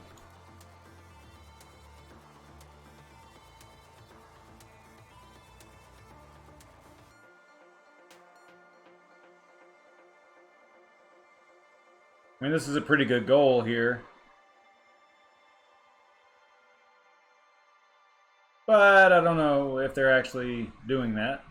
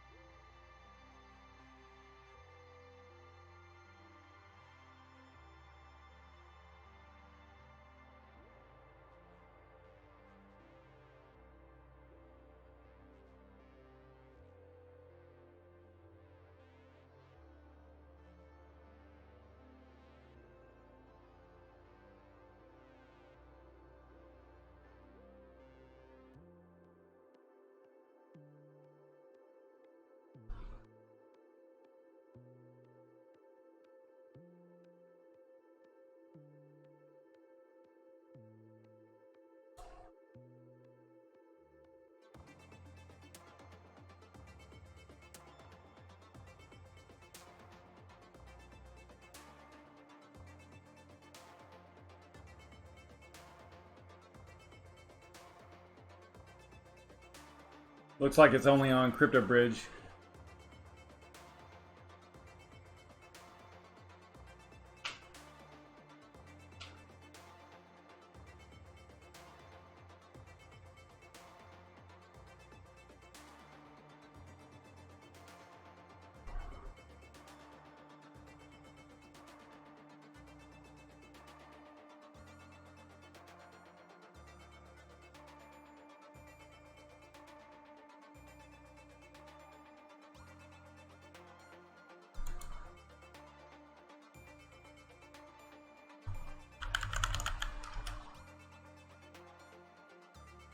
Oh, it's on Hotbit too?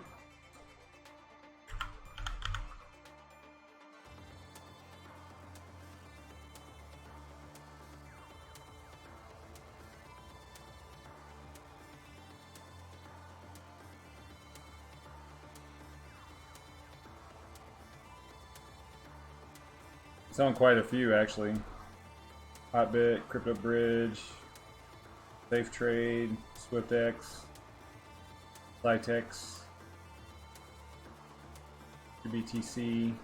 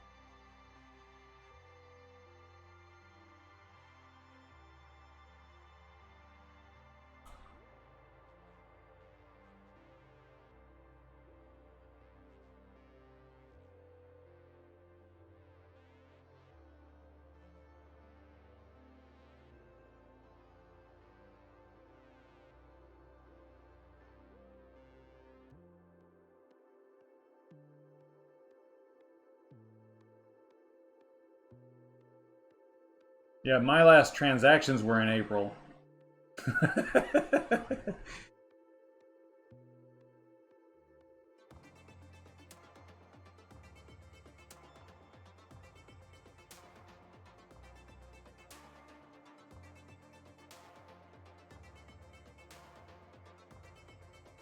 Yeah, it looks like you and I were all over PigeonCoin there, Red Panda.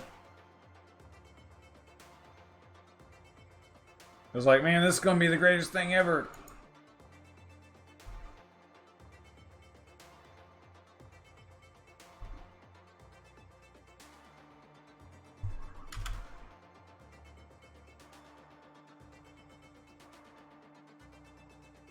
Man, Crypto Z is just shilling the hell out of PigeonCoin here.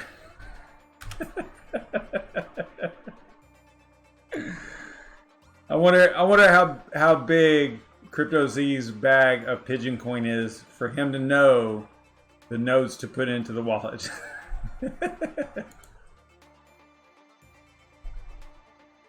Alright, probably just looking it up online, but I get it.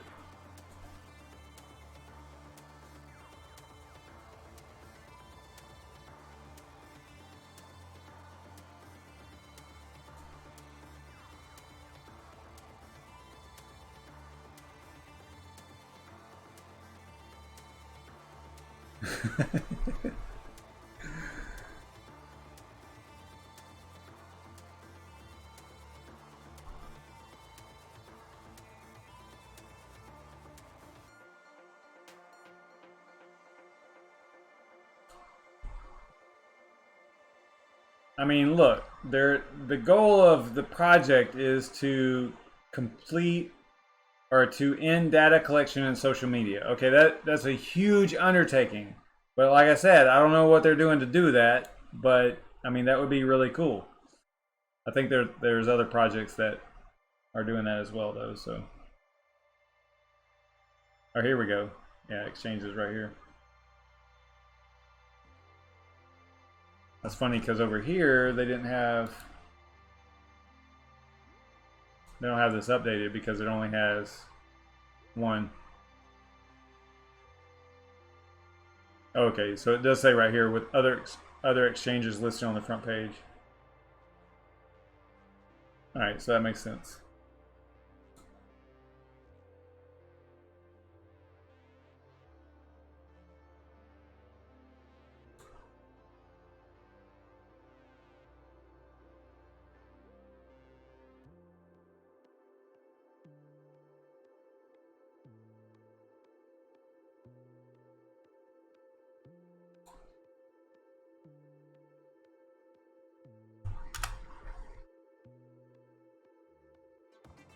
I got no network traffic, man. No peers. None of these things are online. Looks like. That's really not really a surprise.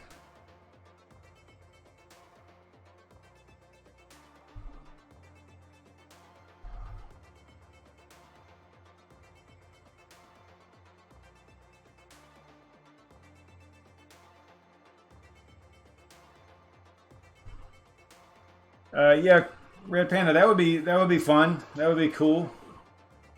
It is definitely risky though. Yeah, like you said. I mean, I kind of did that with the random coin mining show. It was very similar to that, although it was more like a one-shot deal. But I was looking back on that, and I was thinking about the whole random coin mining show and how I started it and what it actually became, right? So if I think, it's kind of funny to think back at, during that time, doing a different coin is it wrong? What are you talking about? I just downloaded this thing.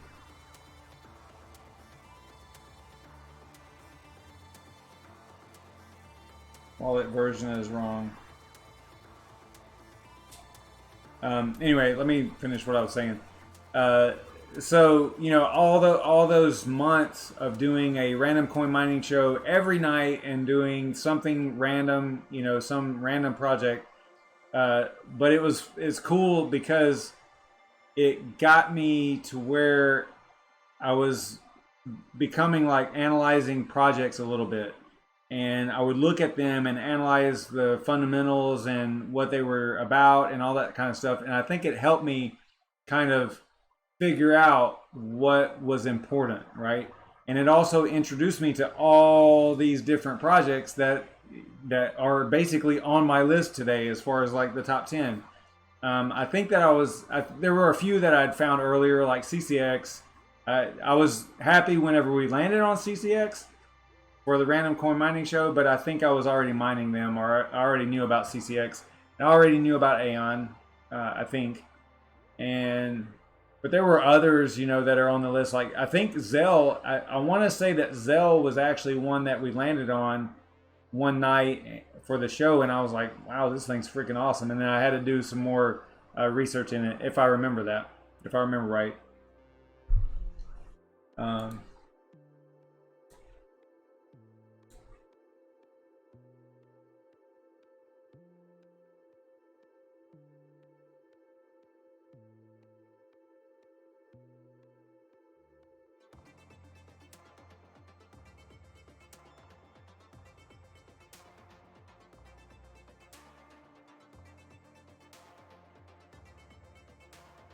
So I don't have the right wallet version, but I did just grab it off their website. I mean, off of I grabbed it from here. It says 17 here. Okay, so maybe, I mean, I did extract it. Let me go and check what I actually executed here. Yeah, that was from June of 18. Okay. Oh, you know what? You're right. You're absolutely right. So what it did, I extracted it to here, but it created a folder up here. All right, so my bad. So this is where I need to run it from. Yeah, my bad. All right. I'll have to fix that.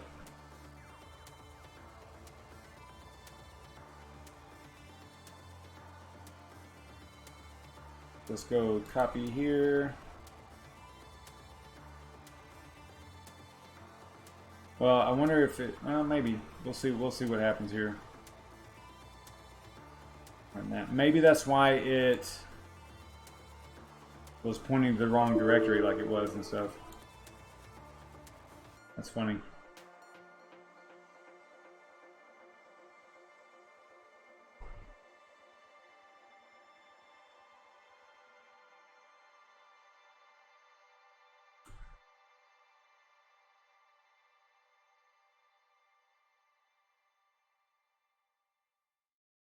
All right, so now I have to go back and add all those nodes.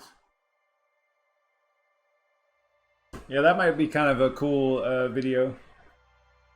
Successful. I'd have to go back through and see which ones. It's kind of hard to remember at this point which ones were actually. I'm pretty sure that Zell was one that we just landed on, and I was like, oh my gosh, this is great, you know. That might be the only one that was literally just discovered through random coin process. All right, hit me with those nodes again that you have in your brain there, Crypto Z.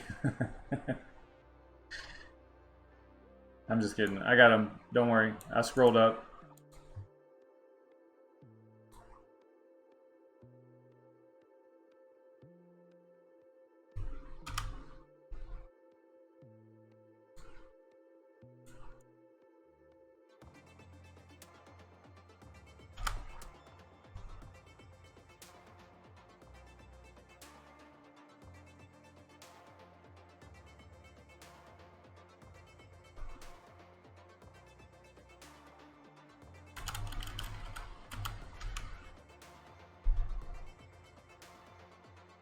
I'm doing something wrong with that one.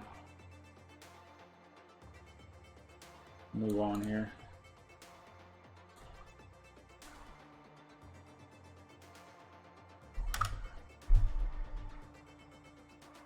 It took that one, but these other ones it's not taking. Let me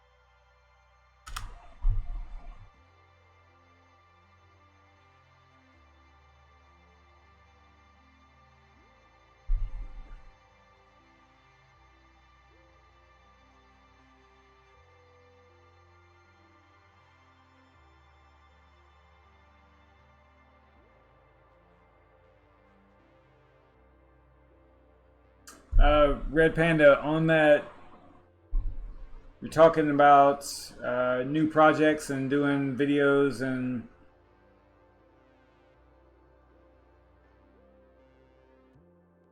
oh wow, I'm reading through the chat here.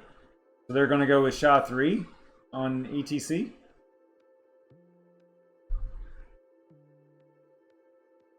But you were talking about the videos, doing like a Bitcoin talk thread, you know, like new projects and stuff. Crypto Christopher Walken did that on Twitter. He did it for 30 days. He mined a different coin every day for 30 days, I think. And then reported like results at the end of the month or whatever. So that was kind of cool. They also have, I don't know if it's still active or not, but they used to have this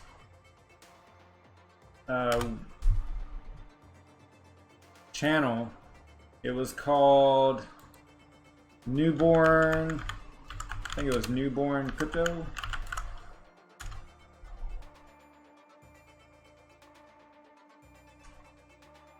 Doesn't look like they have anything from this year, so it looks like it might have ended last year.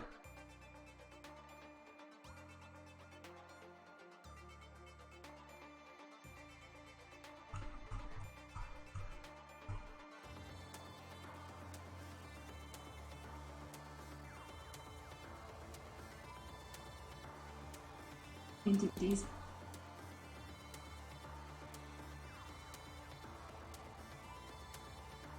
Hi, and welcome to our channel.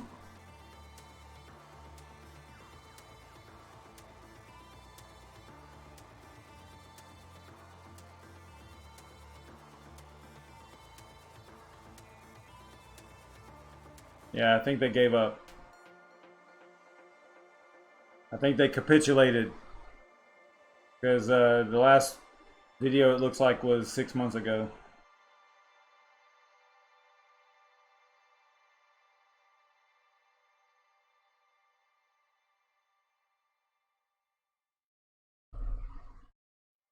And then I'm also subscribed to, I haven't looked at it in a really long time though.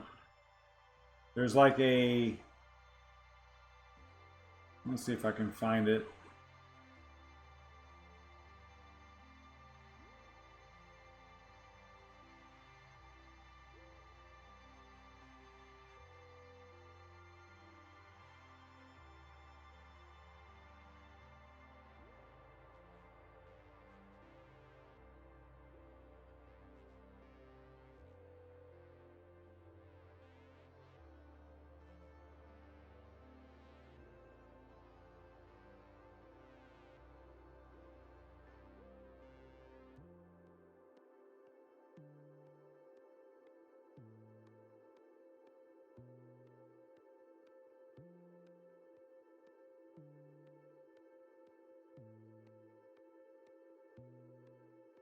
I'm just doing a little bit of searching here. I want to see if I can find this.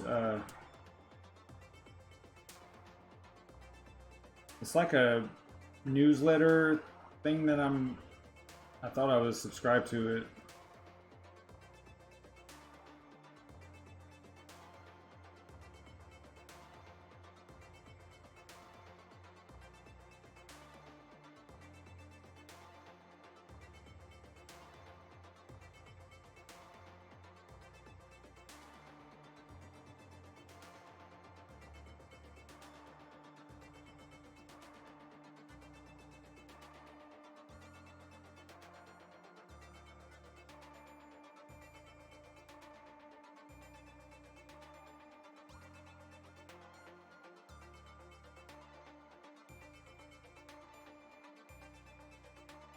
Yeah, I don't see it, but I'll have to find it. I haven't looked at it in a really long time, but it's like a newsletter kind of thing where a guy posts. Probably what he does is he has a monitor or some type of bot that monitors Bitcoin Talk threads and the whole new. I think there's like a new altcoin or altcoin announcements right here. And I guess that it does in some way it monitors this and figures out, you know, whether or not it's a new project or a new launch or whatever. And then he builds like a list, and then I think he looks at them and figures out if they're worth anything or worth, you know, looking into or whatever. So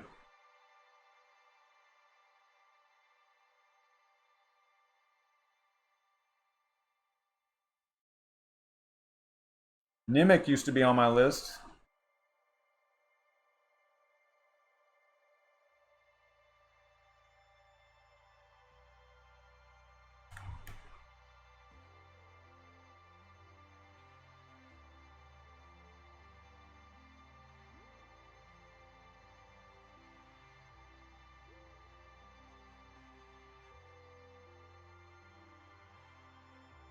It's not on there anymore though.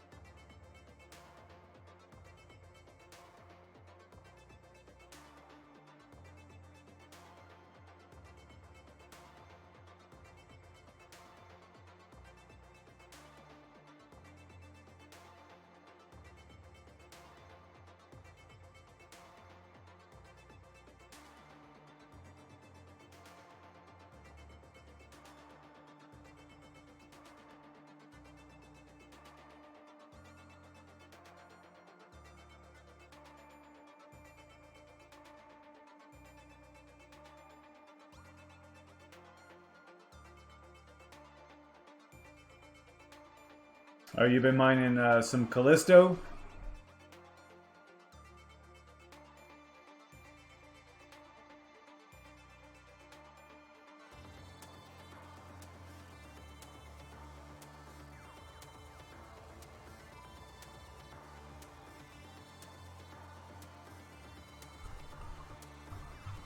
I think I did a video on Callisto back in the day.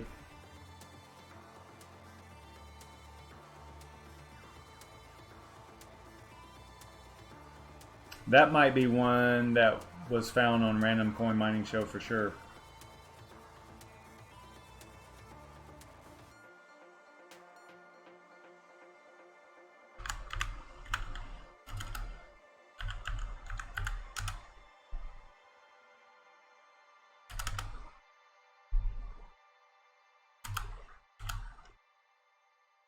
Am I spelling that wrong? I thought for sure that I did one.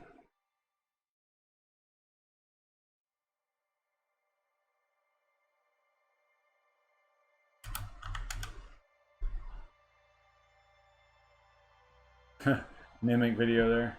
Probably need to take that thing down. Maybe I was hoping that we did Callisto, maybe. I don't know. Seems like I thought I did one.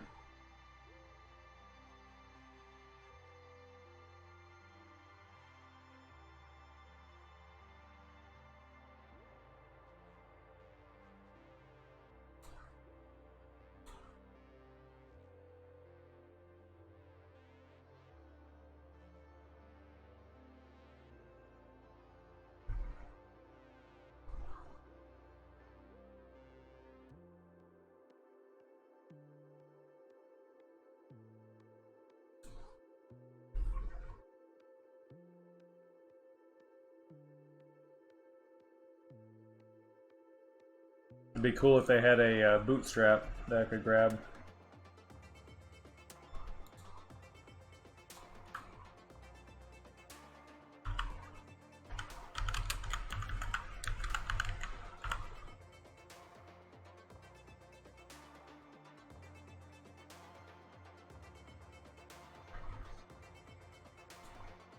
what was that name of that website? They probably don't keep up with it either.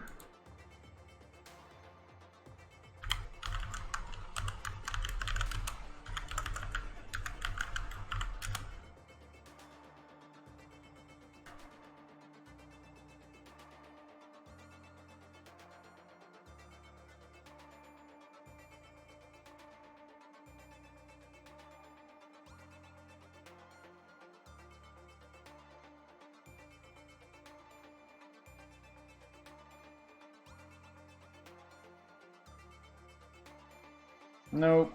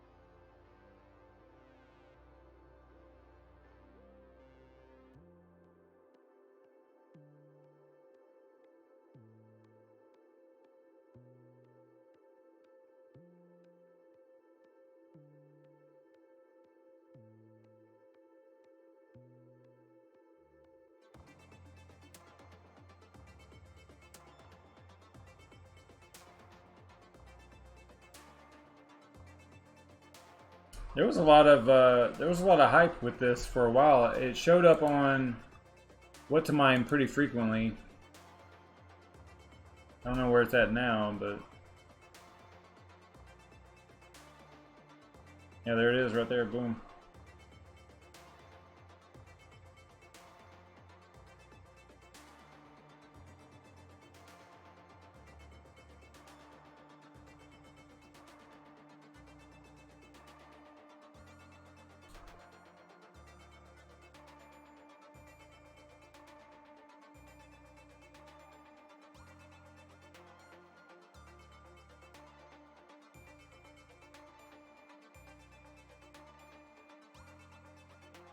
Hash.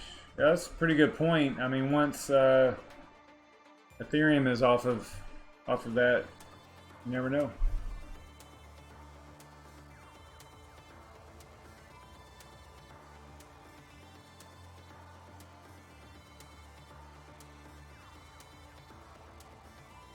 Yeah, staking is actually pretty cool. Especially when the project splits it 50-50 like AION did.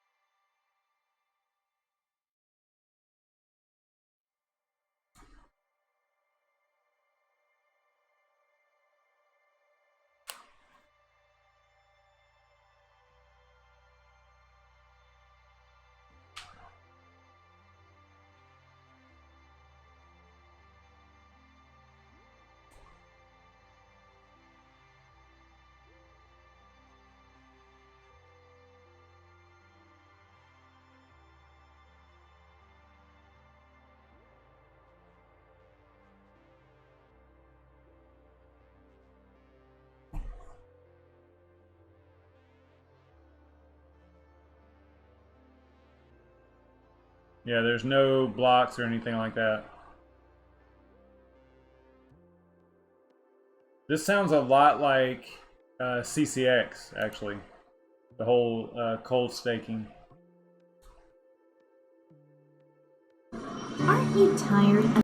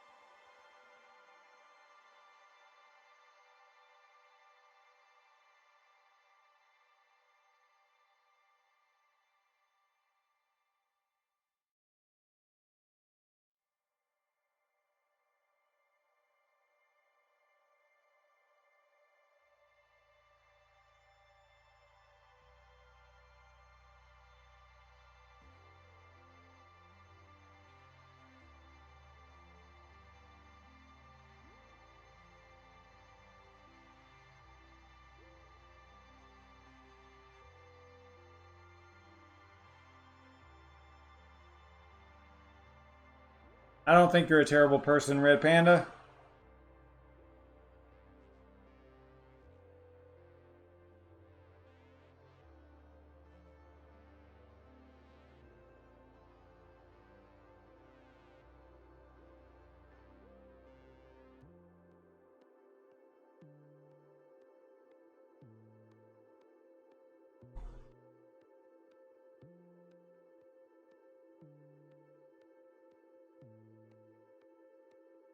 Red Panda, are you dumping your pigeon now? There should be audio now. You guys can hear me now, right? I wasn't talking. That's why there was no audio. I was typing and doing some other things.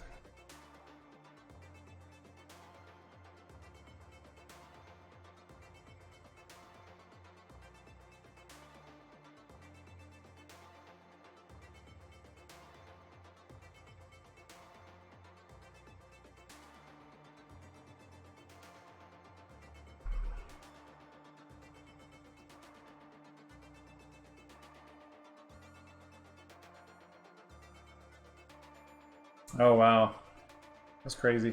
Yeah, you got in here a little bit late, but at the top of the show, I was talking about some things related to, how you need to, keep your head up, kind of thing, and just keep pressing forward because, I mean, we're just in this slump, but all markets experience this. I mean, this is not something new, and we're the folks that are, the miners and the stakers and Crypto Z and these guys and Yashnik and them, they're doing all this work, and just keeping moving and working and doing things and staying active, and as long as you look at it, if you're always looking for negative things, you'll always find them, right?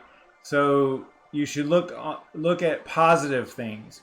You know, like I try to point out in particular projects how, you know, even though technically you're mining at a loss right now, right? Because this is a mining channel, so I'm going to talk about mining specifically. But right now, you know, you're mining at a loss. Okay, so what?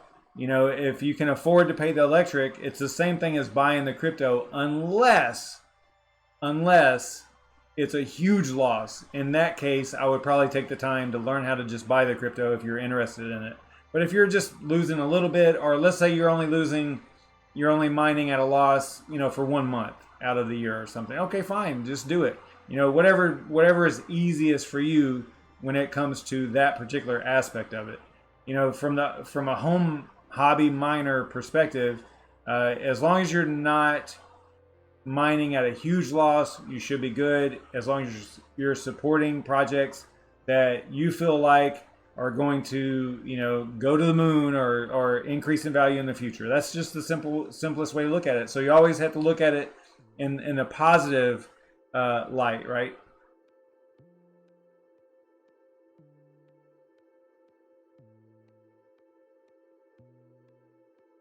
Right, exactly, Red Panda, and I've said that before too. It's like, you know, if let's say that CCX came to me and was like, "Hey, stop talking about our project," I'd be like, "What?" You know, because I'm throwing hash power at their project. I'm talking good about their project. You know, even though there's no sponsorship or nothing like that, it's just something that I'm interested in. You know, yeah, all the projects that I'm looking at, I would mine if I had a rig. You know, I only have a few rigs here at the house, so you know, so it's tough. So you know, I have to switch off. Although the two co-owned rigs on Simple Mining, you know, they've been mining CCX since March nonstop. So you know, I'm definitely supporting the network with my hash rate. I'm supporting them, and I've mentioned that in the past too. How, you know, at this point for most of the projects, I mean, you can go to What to Mine and you can find out what I'm talking about real quick, because I was actually going to talk about that today too. There's a situation right now with What to Mine that there's almost zero things that are profitable, which I don't know if that's ever happened before. Like, you could go to each GPU and do one GPU, and it is almost every project, almost everyone is negative. So, but back to what I was saying, I'm talking negative, but I want to sound positive here. So, anyway, so supporting the projects that you're interested in at this point, it's almost like doing them a favor. But, you know, look, the folks, here's the way I think about it. I think back to the beginning, right, with Bitcoin and the very first projects. Those guys that were mining it, that bootstrapped that whole thing, this whole thing that we're all involved in, deserve a lot of credit, because those guys were paying electricity. They were mining it at extreme losses, right? I mean, most of them didn't have like farms and stuff, but they did have a few computers. I don't know how many Satoshi had, but there were some people that had a lot of computers. They just kept setting up computers, you know, and setting it up to mine Bitcoin. Those guys deserve a lot of credit. They didn't know what they had started. So what I'm getting at is that, you know, these projects that are starting out today that are small, you know, it's definitely a different landscape, right? It's definitely a different scenario. But in the case of CCX, for example, I'm throwing my hash power at it. I'm just keeping the network going and alive and hoping, right? I know that I shouldn't hope, but that's basically what it comes down to at this point. You know, I think that they have a lot going on. I think that they have a lot coming down before the end of the year. So I'm hoping that things will turn around. I mean, they did have a hell of a run this year. They went up from 6 cents to 85 cents, and then now they're, I don't even know what they're at today, but let's go and look.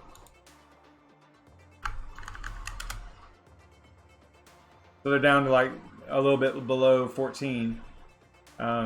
So yeah, I mean, I don't know. That's the way I look at it. I know it's tough. I know it's tough to you know, pay electric every month.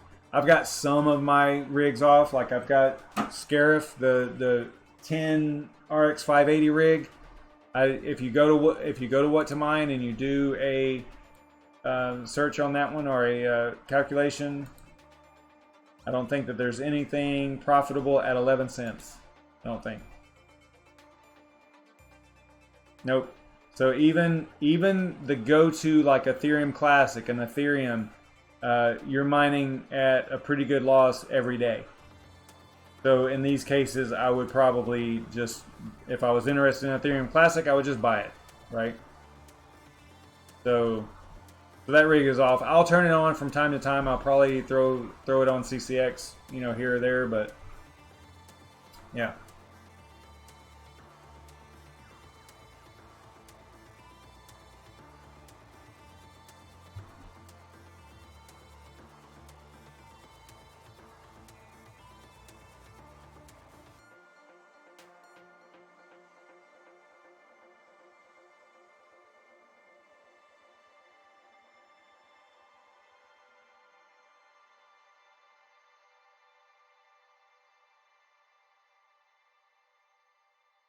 Yeah, I'm kind of I'm kind of against drama too. I get as far away from that as I can, and especially whenever the drama is about one project and another. Now there is one project that I support, RYO, that has drama with other projects. Okay, I always remember that, but I do like RYO, but I don't like the drama at all. Not even a little bit. It's one of the and I talked about it a lot whenever I talk about RYO. So it's not like that's not like news. I do put it out there that it's one thing that concerns me about projects. And I love whenever I see projects that I'm interested in actually communicating with each other, because you know, like you see it in Discord, there was a thing, I don't know if they're still doing it, but for a while there were projects that were doing like not partners, but like friends, you know, like a friends list. And I think it was CCX was on, I don't know if it was on RYO's or I can't remember the different projects, but you know, seeing those, you know, those projects communicating and being friends. Like I've seen some devs as like guest devs in other projects. I love that kind of stuff. That stuff that makes me feel good, you know, that they're actually working together. Because I've said this before, look, this space is so small that there's not really a lot of room for quarreling, right? I mean, it just really doesn't make sense because there's plenty of room for everybody. Now, if you have done something to someone else and they're retaliating, then okay, maybe. And I think that is a little bit what's going on with between, you know, Monero, Sumo Coin, and RYO. There's probably always going to be drama there. I don't like it, but it's just the way it is. Yeah, I just don't like the drama stuff. I never have. Even whenever I was a kid, high school, all that shit, I was not into drama at all.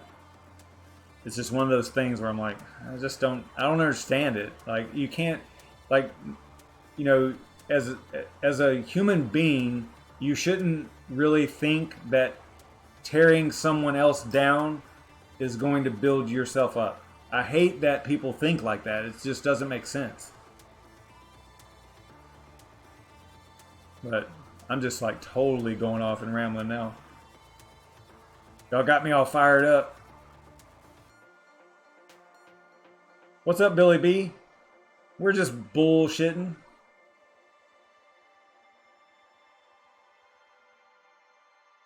Yeah, Red Panda. I'm not in your shoes. You know, you've got you know, quite the following and stuff. So it's probably quite a bit different. You probably get hammered with stuff all day long. I don't, which I kind of like. You know, there's not a lot of people coming after me. So as far as like, you know, just want me to talk about stuff or whatever. There's been a few, but it's nothing major. Yeah, and back to RYO, I see your comment about them being aggressive. They are. That the community is pretty aggressive too, which is fine. they're enthusiastic, and I dig that. You know, I don't have a problem with that. I just don't like the drama. So.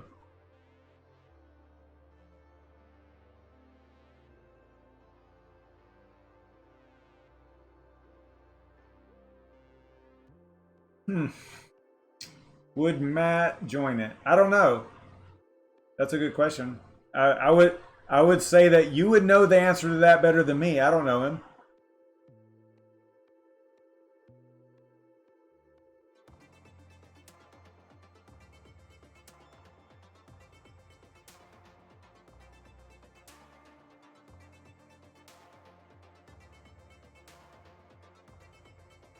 Yeah, no doubt, Crypto Knight, you do.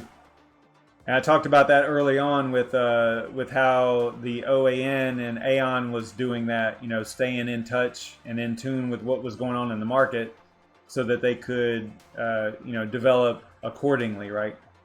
That's really a good. Oh, you're trying to make a point, Yashnik. Do you think Matt Spoke would join this live stream? Oh well, in that case, no, I do not.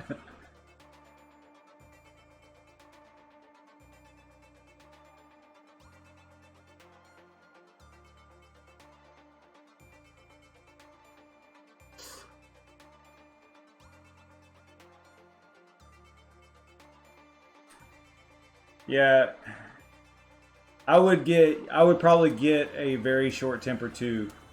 I've had some, you know, there's been a few cases where they've been pretty pushy about stuff, and I'm like, just, normally I just ignore it. I just completely ignore it. I don't think I've never stopped someone from commenting, although I don't go into comments and approve the ones that are banned or whatever, like auto banned. I don't even go in there. So if there have been people, you know, commenting that have been auto deleted or whatever, I'm trying to follow what Yashnik is saying here.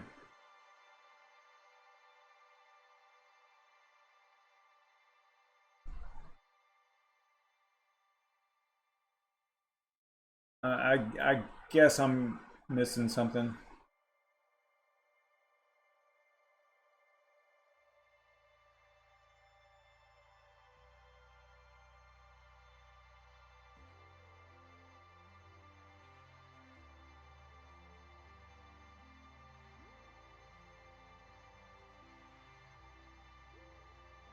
Yeah, I'm totally missing what the point you're trying to make, Yashnik, unless you're saying that because we're just BSing, that's why Matt Spoke wouldn't join the live stream. I don't know. I don't know. I'm not following at all.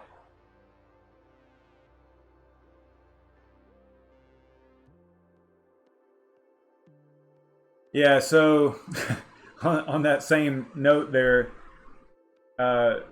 Red Panda, you know, I've been doing live streams almost every night. Now, you know, I definitely have slacked off a little bit, you know, the last few months or whatever, and not necessarily every now. I mean, sometimes things happen and I just can't, even though I fully intended to, right? So, but for the most part, I try to do every night. I mean, hell, just the other day I did 4 in one day. So, you know, I kind of make up for it in some cases. But for a long time there, I was going every night it was literally a year straight of every weeknight live streams, and then sometimes on the weekends, and sometimes more than one stream in a day. It was, yeah, it's been brutal for sure.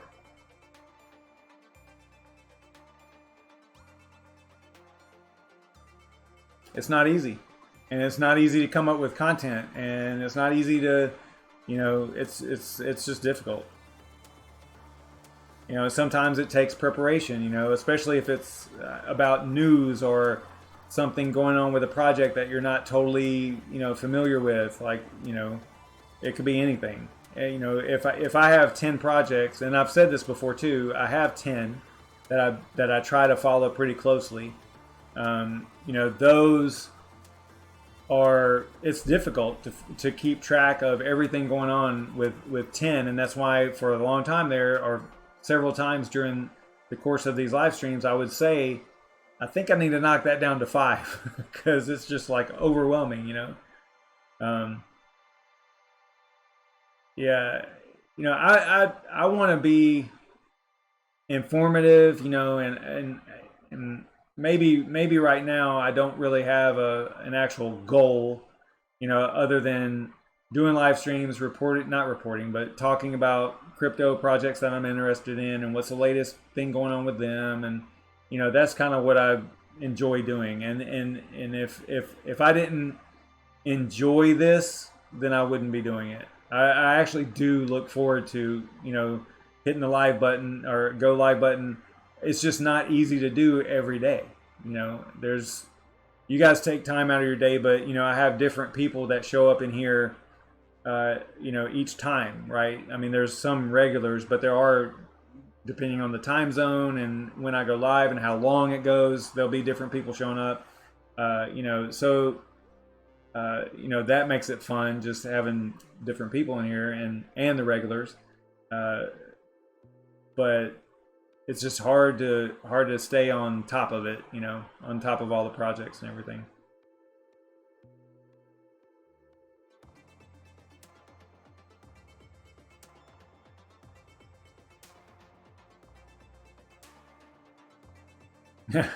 Yeah, I should do a call in.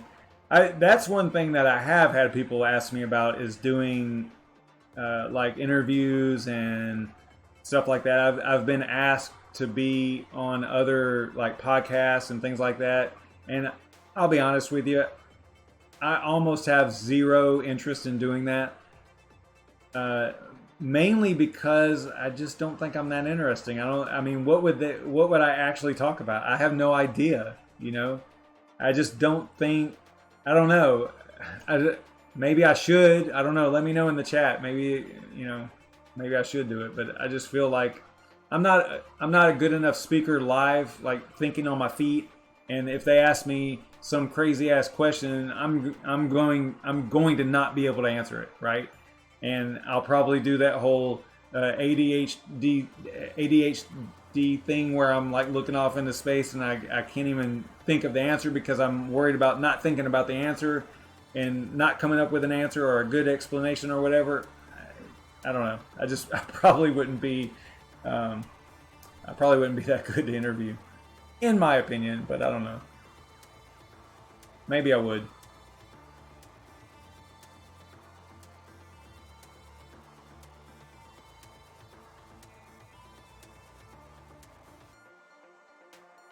Yeah, I don't know how to do that. How to do a call-in live stream like Digital Gold did.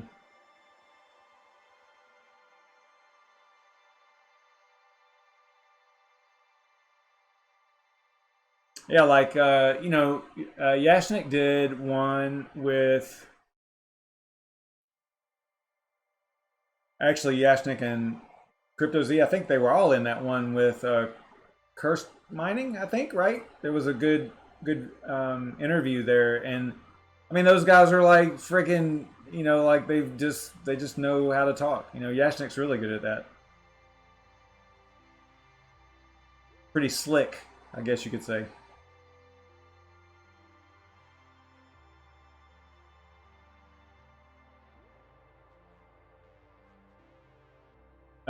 Red Panda, if I were you, this is just me. The way that I wouldn't do it. I would never show my face.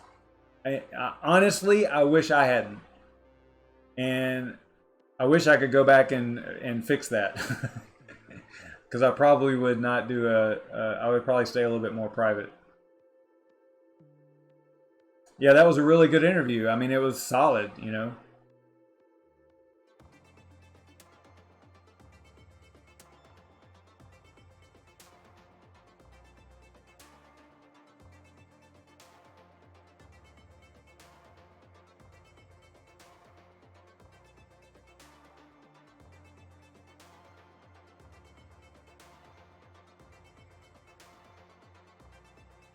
All right, so I am going to.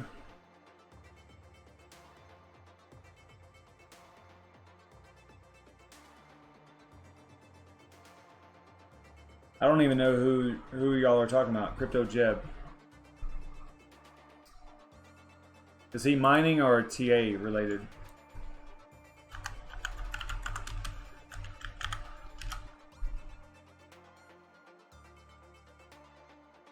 TA related? Hey guys, what's going on? Jeb here, and in today's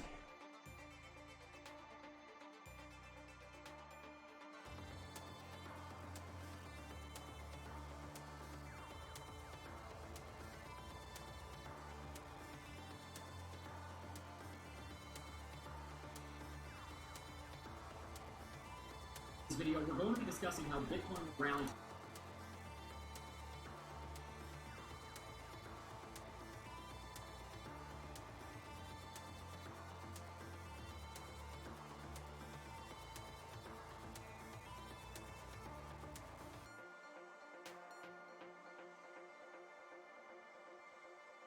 He's only 19? Wow. That's crazy.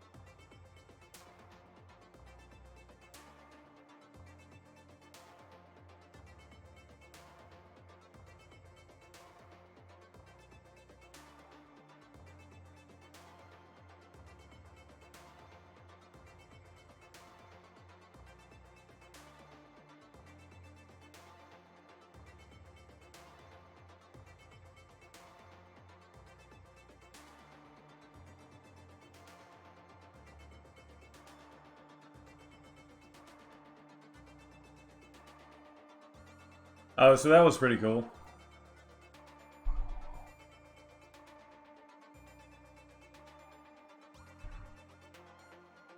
Yeah, I don't know. I don't know, Red Panda. I don't know if I would do it or not, man. But don't let me decide for you.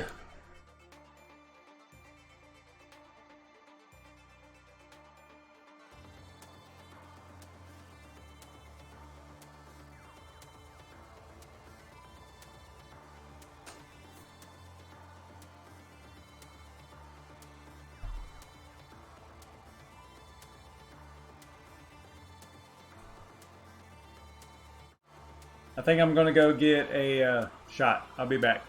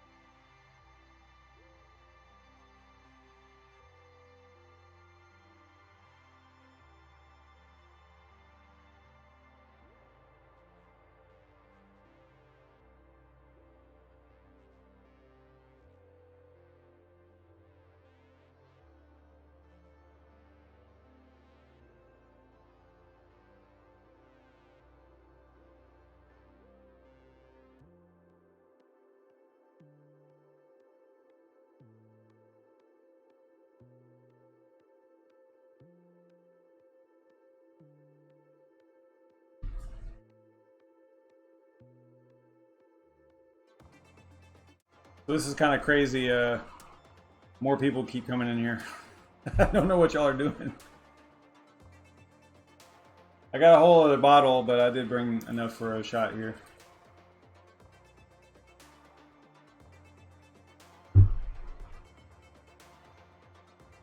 Also made me another drink too, so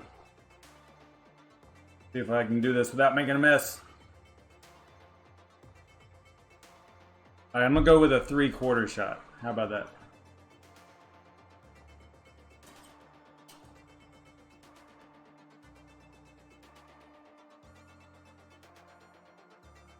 Well, let me see what y'all are talking about over here.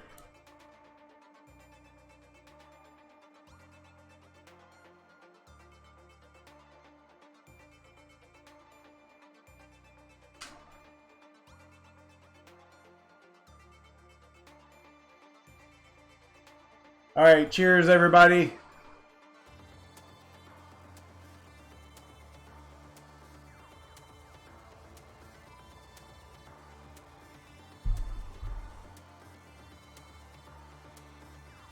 Oh.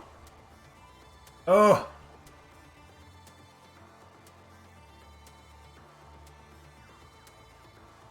Woo.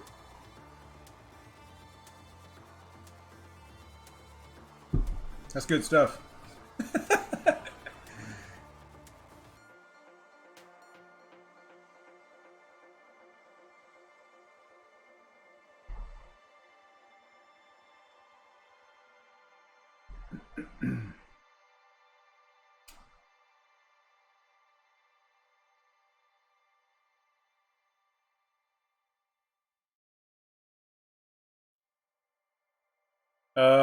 Cute as Savage. What?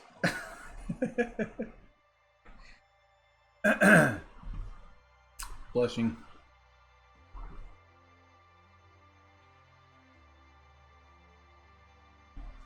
Here, let me get my face off of here.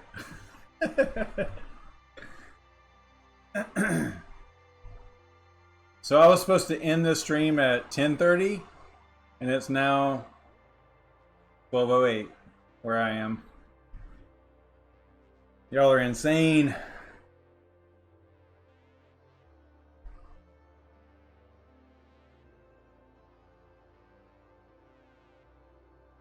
Yashnik, how long have we known each other? Since about... It would probably have been August of last year.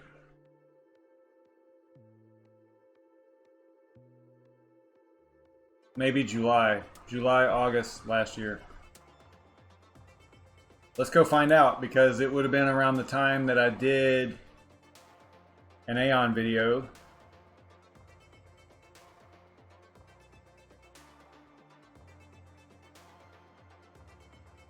I've only done a few.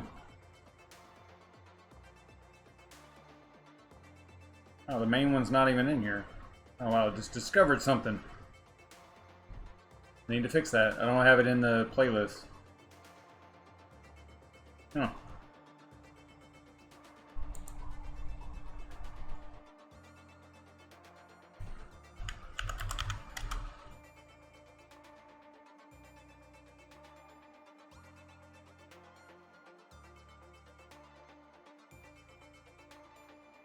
One year ago.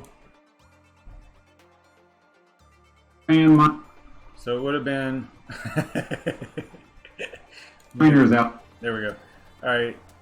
This was November, so maybe a couple of weeks or a couple months before that, I guess. I don't know. So yes, September. I would say September.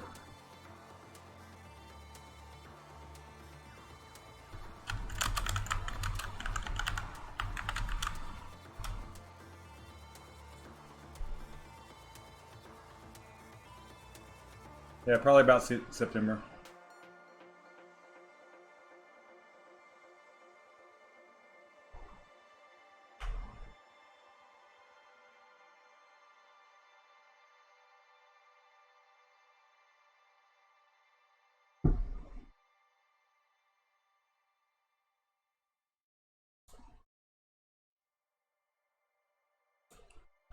Could have been October, but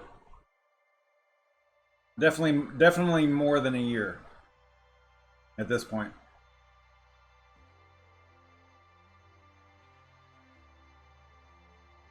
I used to get like really emotional about prices and the market and stuff like that. I don't. I'm like completely immune to it at this point.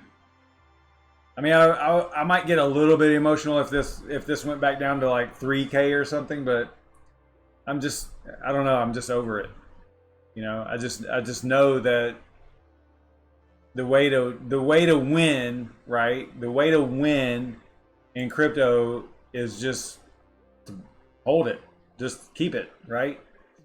I mean, it's the longevity that's going to pay off. Not, I mean, you could trade it too, of course, but I'm not into trading at all.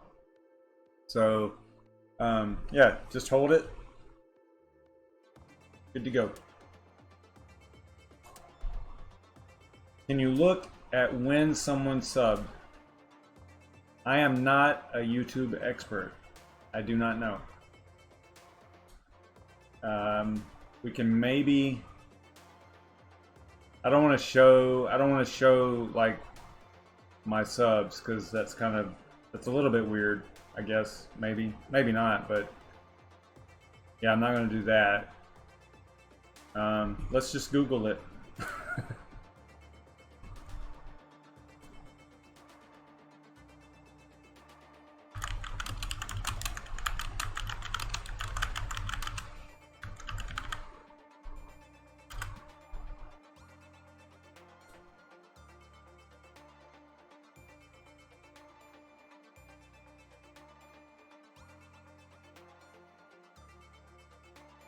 So apparently you can.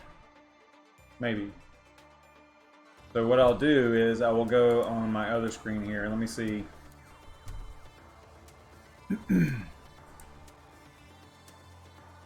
I suppose that you want to know when you subbed, Billy B.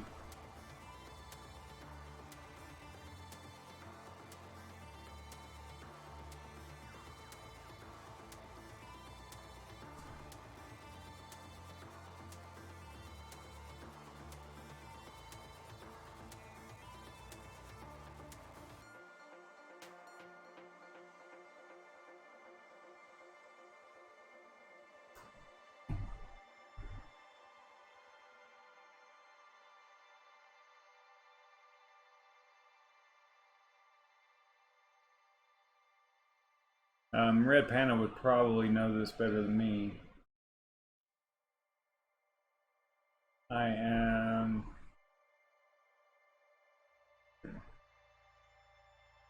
But I'm seeing it doesn't show when you subscribe, like the date. It just shows the order, like the list of subscribers.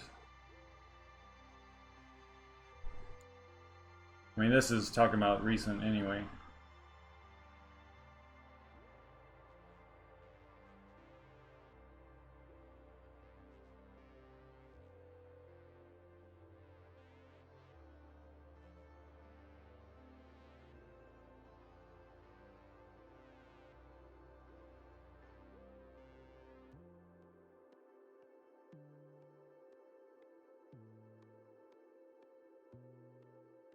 Yeah, I don't know. I think that I was trying to remember. I'm so bad at remembering names. Allie, I should remember this.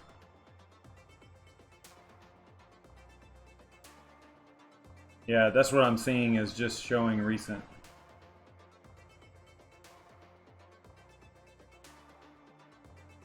What are you asking me?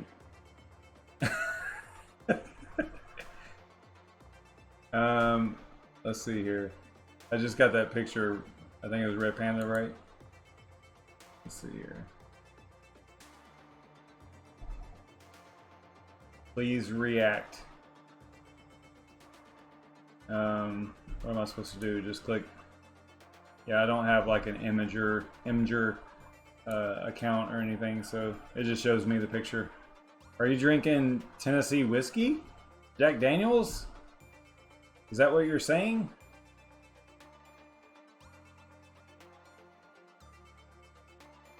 That makes me quite proud, Red Panda.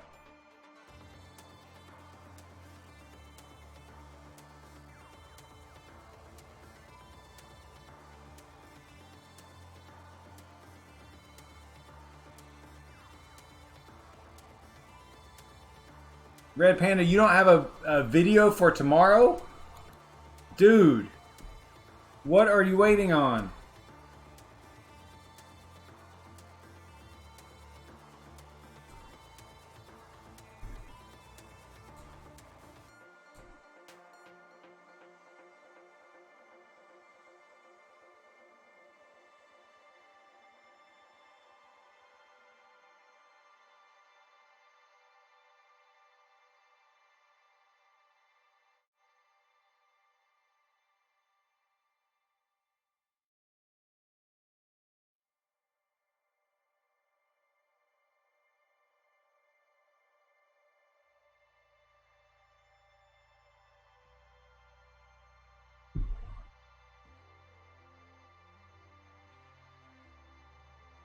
Crypto Knight, have you seen my recent videos?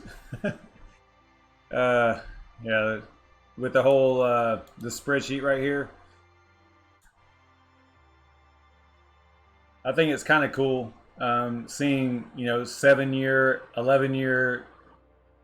See, most people say ROI, and it drives me absolutely crazy. It drives me absolute bananas whenever someone says ROI, whenever they mean break-even point. I can't tell you, it sets me off, right? I don't know why, but it just does, because it's one of those things where, like, in my work, terminology is important, right? You can't tell me one thing or describe something in a certain way if that's not really factual about the way that it actually is. So don't use the wrong terminology. And I hate that miners use ROI. It drives me banana sandwich whenever someone says ROI, whenever they mean break-even point.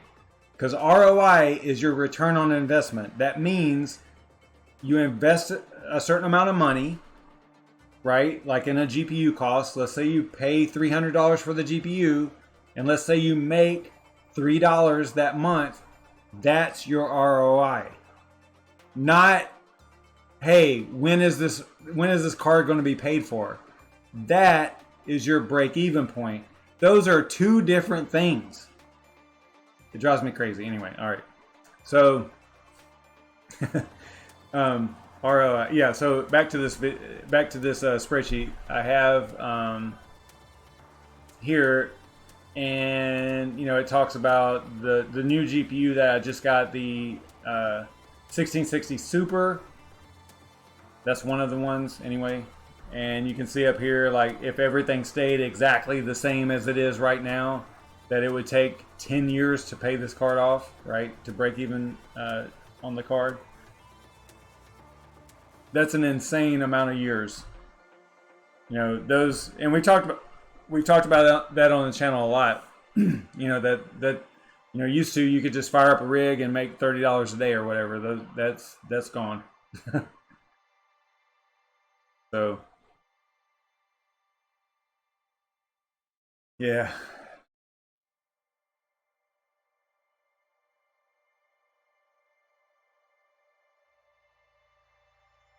Well, ROI is return on investment. So that is how much you make on your investment, and it's determined by an amount of time, right? That's the formula. Is like how much you put in, how much you get back over a certain amount of time. Usually it's like a month or a week or a day or whatever.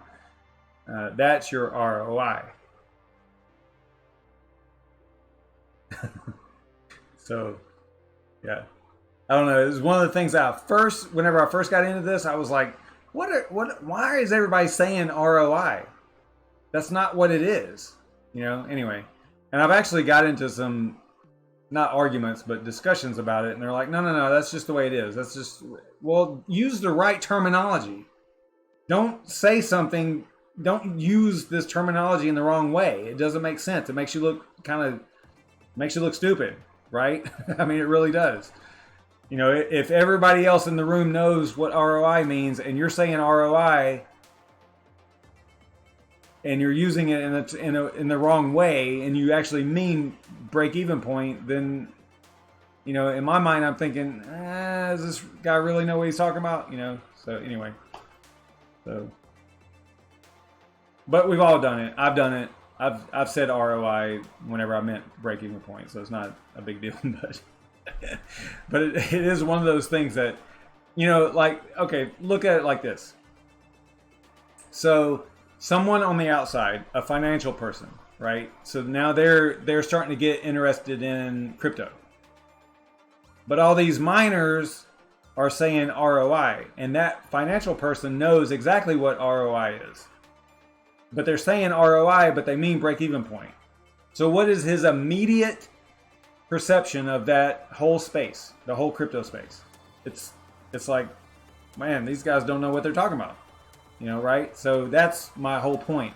And the discussions I got into it with certain people in social media or whatever about it was that they were basically saying like, dude, just let it go. It's just the way it is. No, it's not. If we want to be larger than we are and be accepted, we need to use the right words, right? I mean, in the financial market, it just makes sense. So stop saying ROI whenever you mean break-even point. Like I even hear some people say ROI this card, talking about a GPU. Huh? What? Your ROI is what you're making on the investment. So stop. Anyway. I'm like totally going off and I'm probably pissing some people off, but you know, it's just my feeling on it.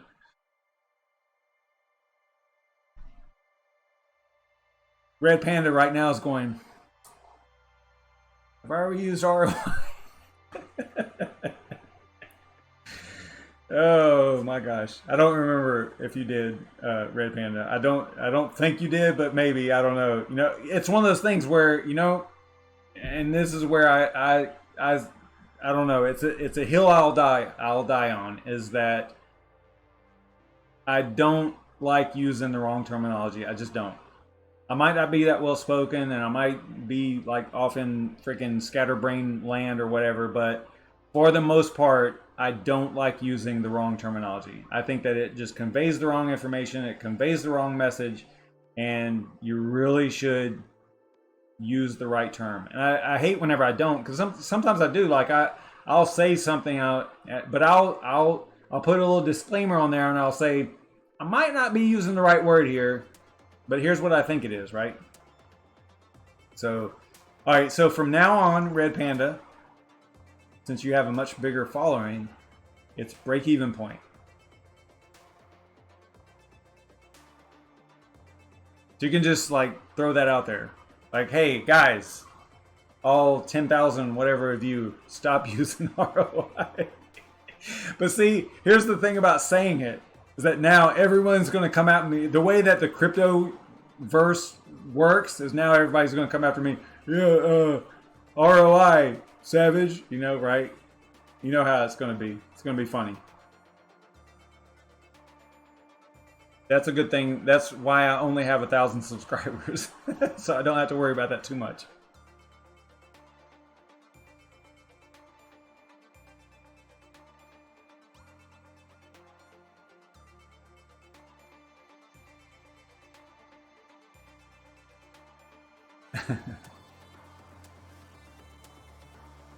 I know port and starboard also. There you go. there's the title. I wanted to do a video on it actually myself. That's funny. They'll probably get 10,000 views there, Red Panda.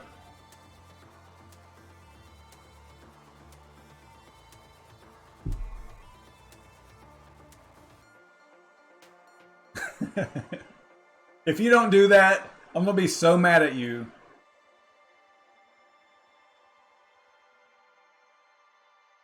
You have to do it. Now you have to do it. What is up, Crypto Jason? You must just be getting home from being out. Maybe. I don't know. We've just been BSing and having a good time. It's been fun.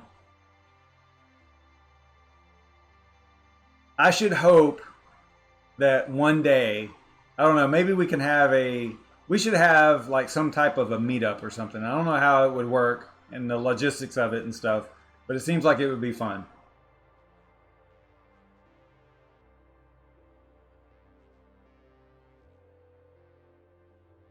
There's got to be some way that we could work it out, you know? Even if it was like maybe even at a conference or something, you know? Like we all just decide to go there, you know? I think it would be cool. Although, you see, here's the thing though. So Red Panda wouldn't be able to just walk around. He would have to walk around with a paper sack over his head or something. And that would be freaking hilarious.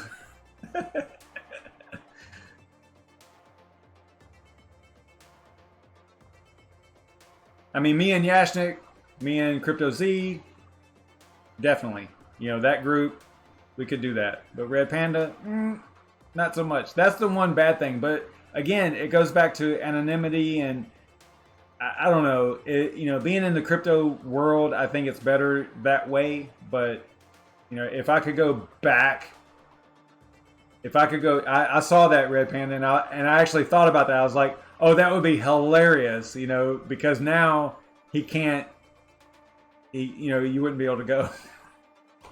I mean, there's probably ways around it. You could wear some big sunglasses, a hat, maybe like a fake mustache or something. If you don't have a mustache, I don't know. Maybe a hoodie, right? So maybe you could wear like a Binance hoodie or something. I don't know.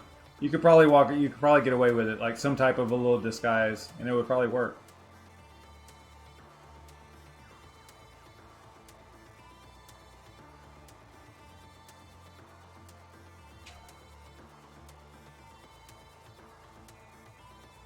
Yeah, I don't know. I think it would be fun. I think you know, having some kind of a meetup like that would be really cool.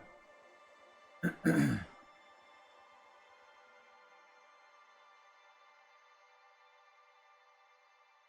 mean, it's kind of hard to do it in like a really down market. Maybe whenever things start picking back up, we could maybe look at something like that. You know, in 5 years, maybe we'll be meeting on one of our private islands.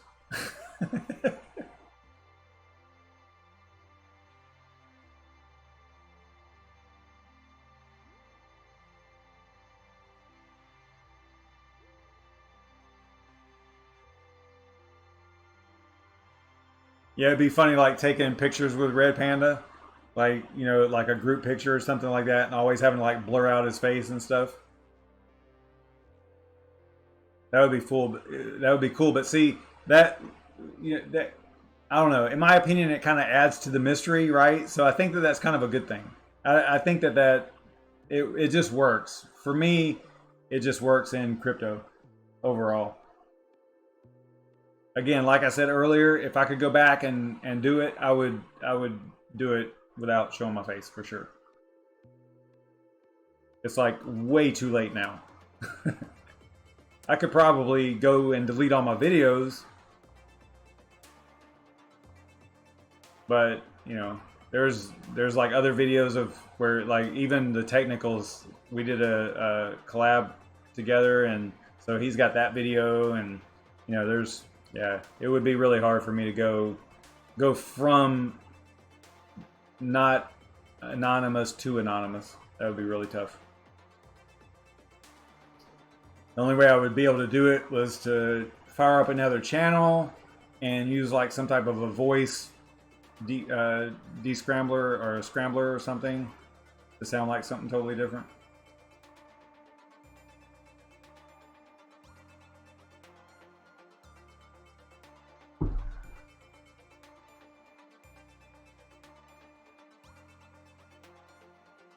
Yeah, I do too. I really miss Matt. I do. I really do. I really liked his stuff. I'm gonna get all emotional and shit. Don't do that to me. Yeah, he was really cool. Not that he's like gone or anything, but yeah. He had really cool stuff.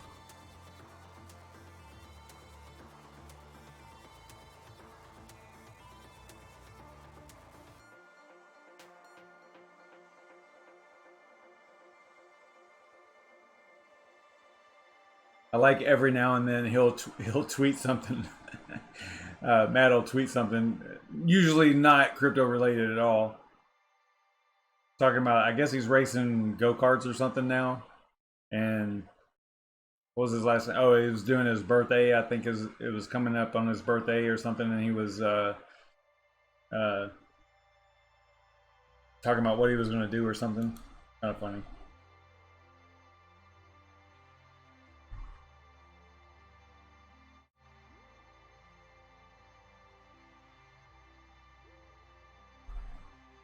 It's going. I'm sinking Pigeon Core.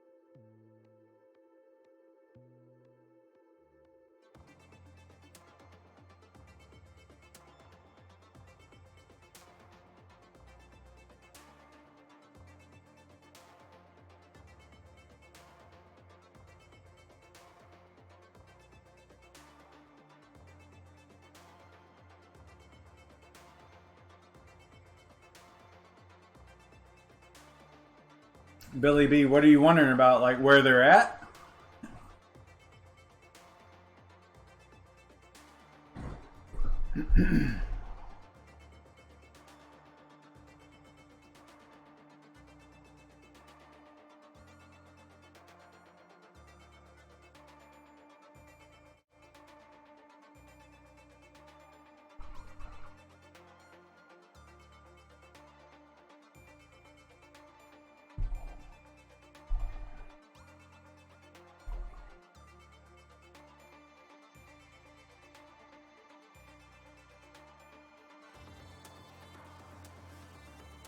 So this has been a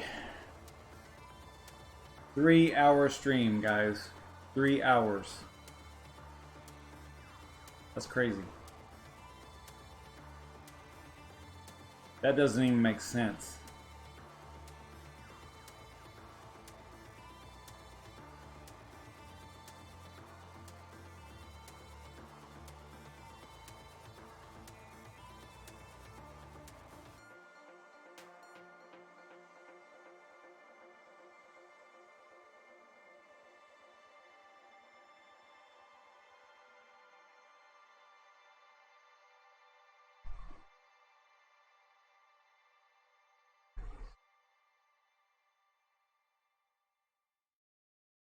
See you later, Crypto Jason.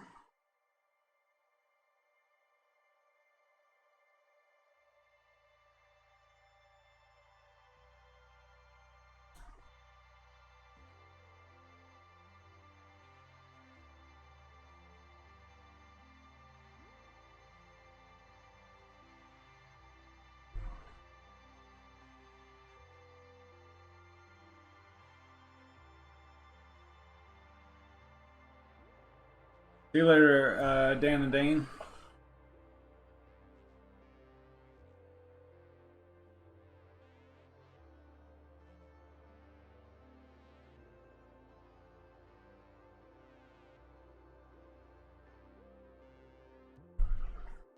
Yeah, I'm the same, Billy B. I have 4 locations in my house.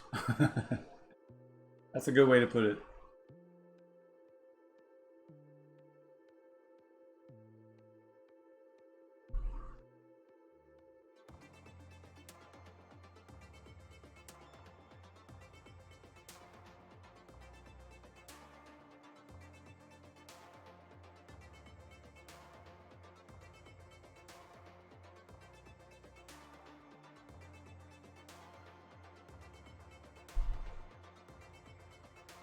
Oh, you can stay, Dan. Don't worry.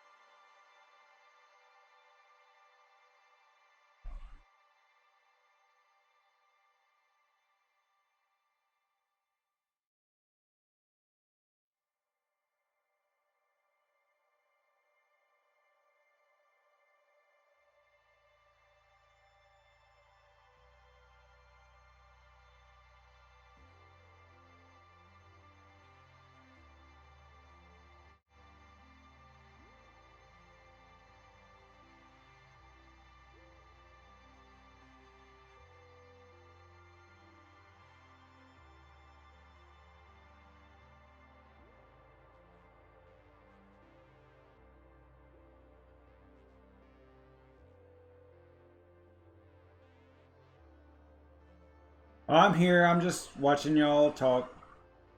That's it.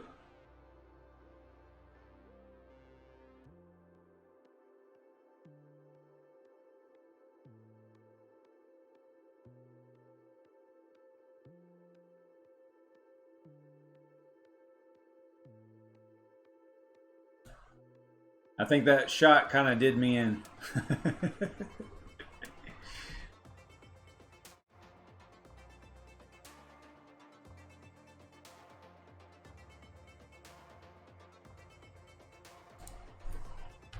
I'm here, guys. I'm here.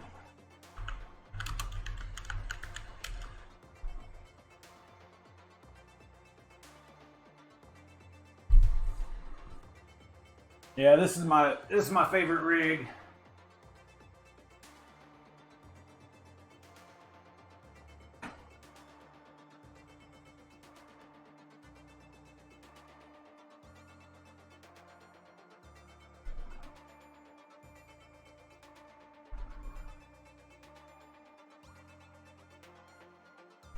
All right, Red Panda, thanks for tuning in, man. I appreciate it. It's cool to hang out with you.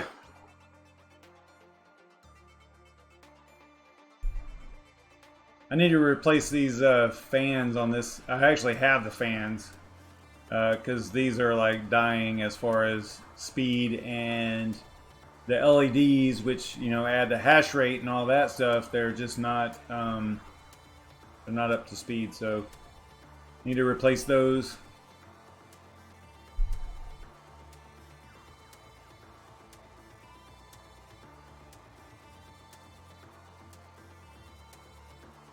I actually have the fans for that. I just haven't replaced them yet.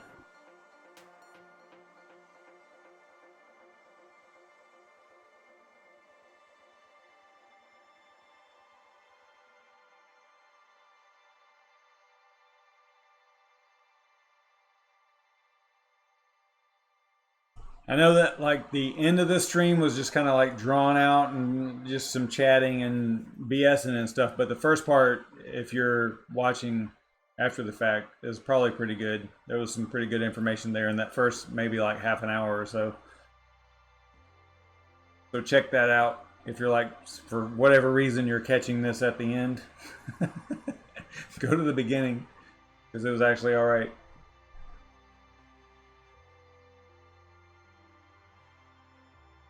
All right, guys, I'm gonna get out of here too.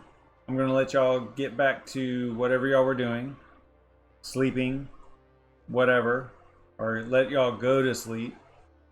So I'll see y'all next time. Probably Monday, most likely. I don't know what the content will be, but we'll figure it out. Stay savage, everybody.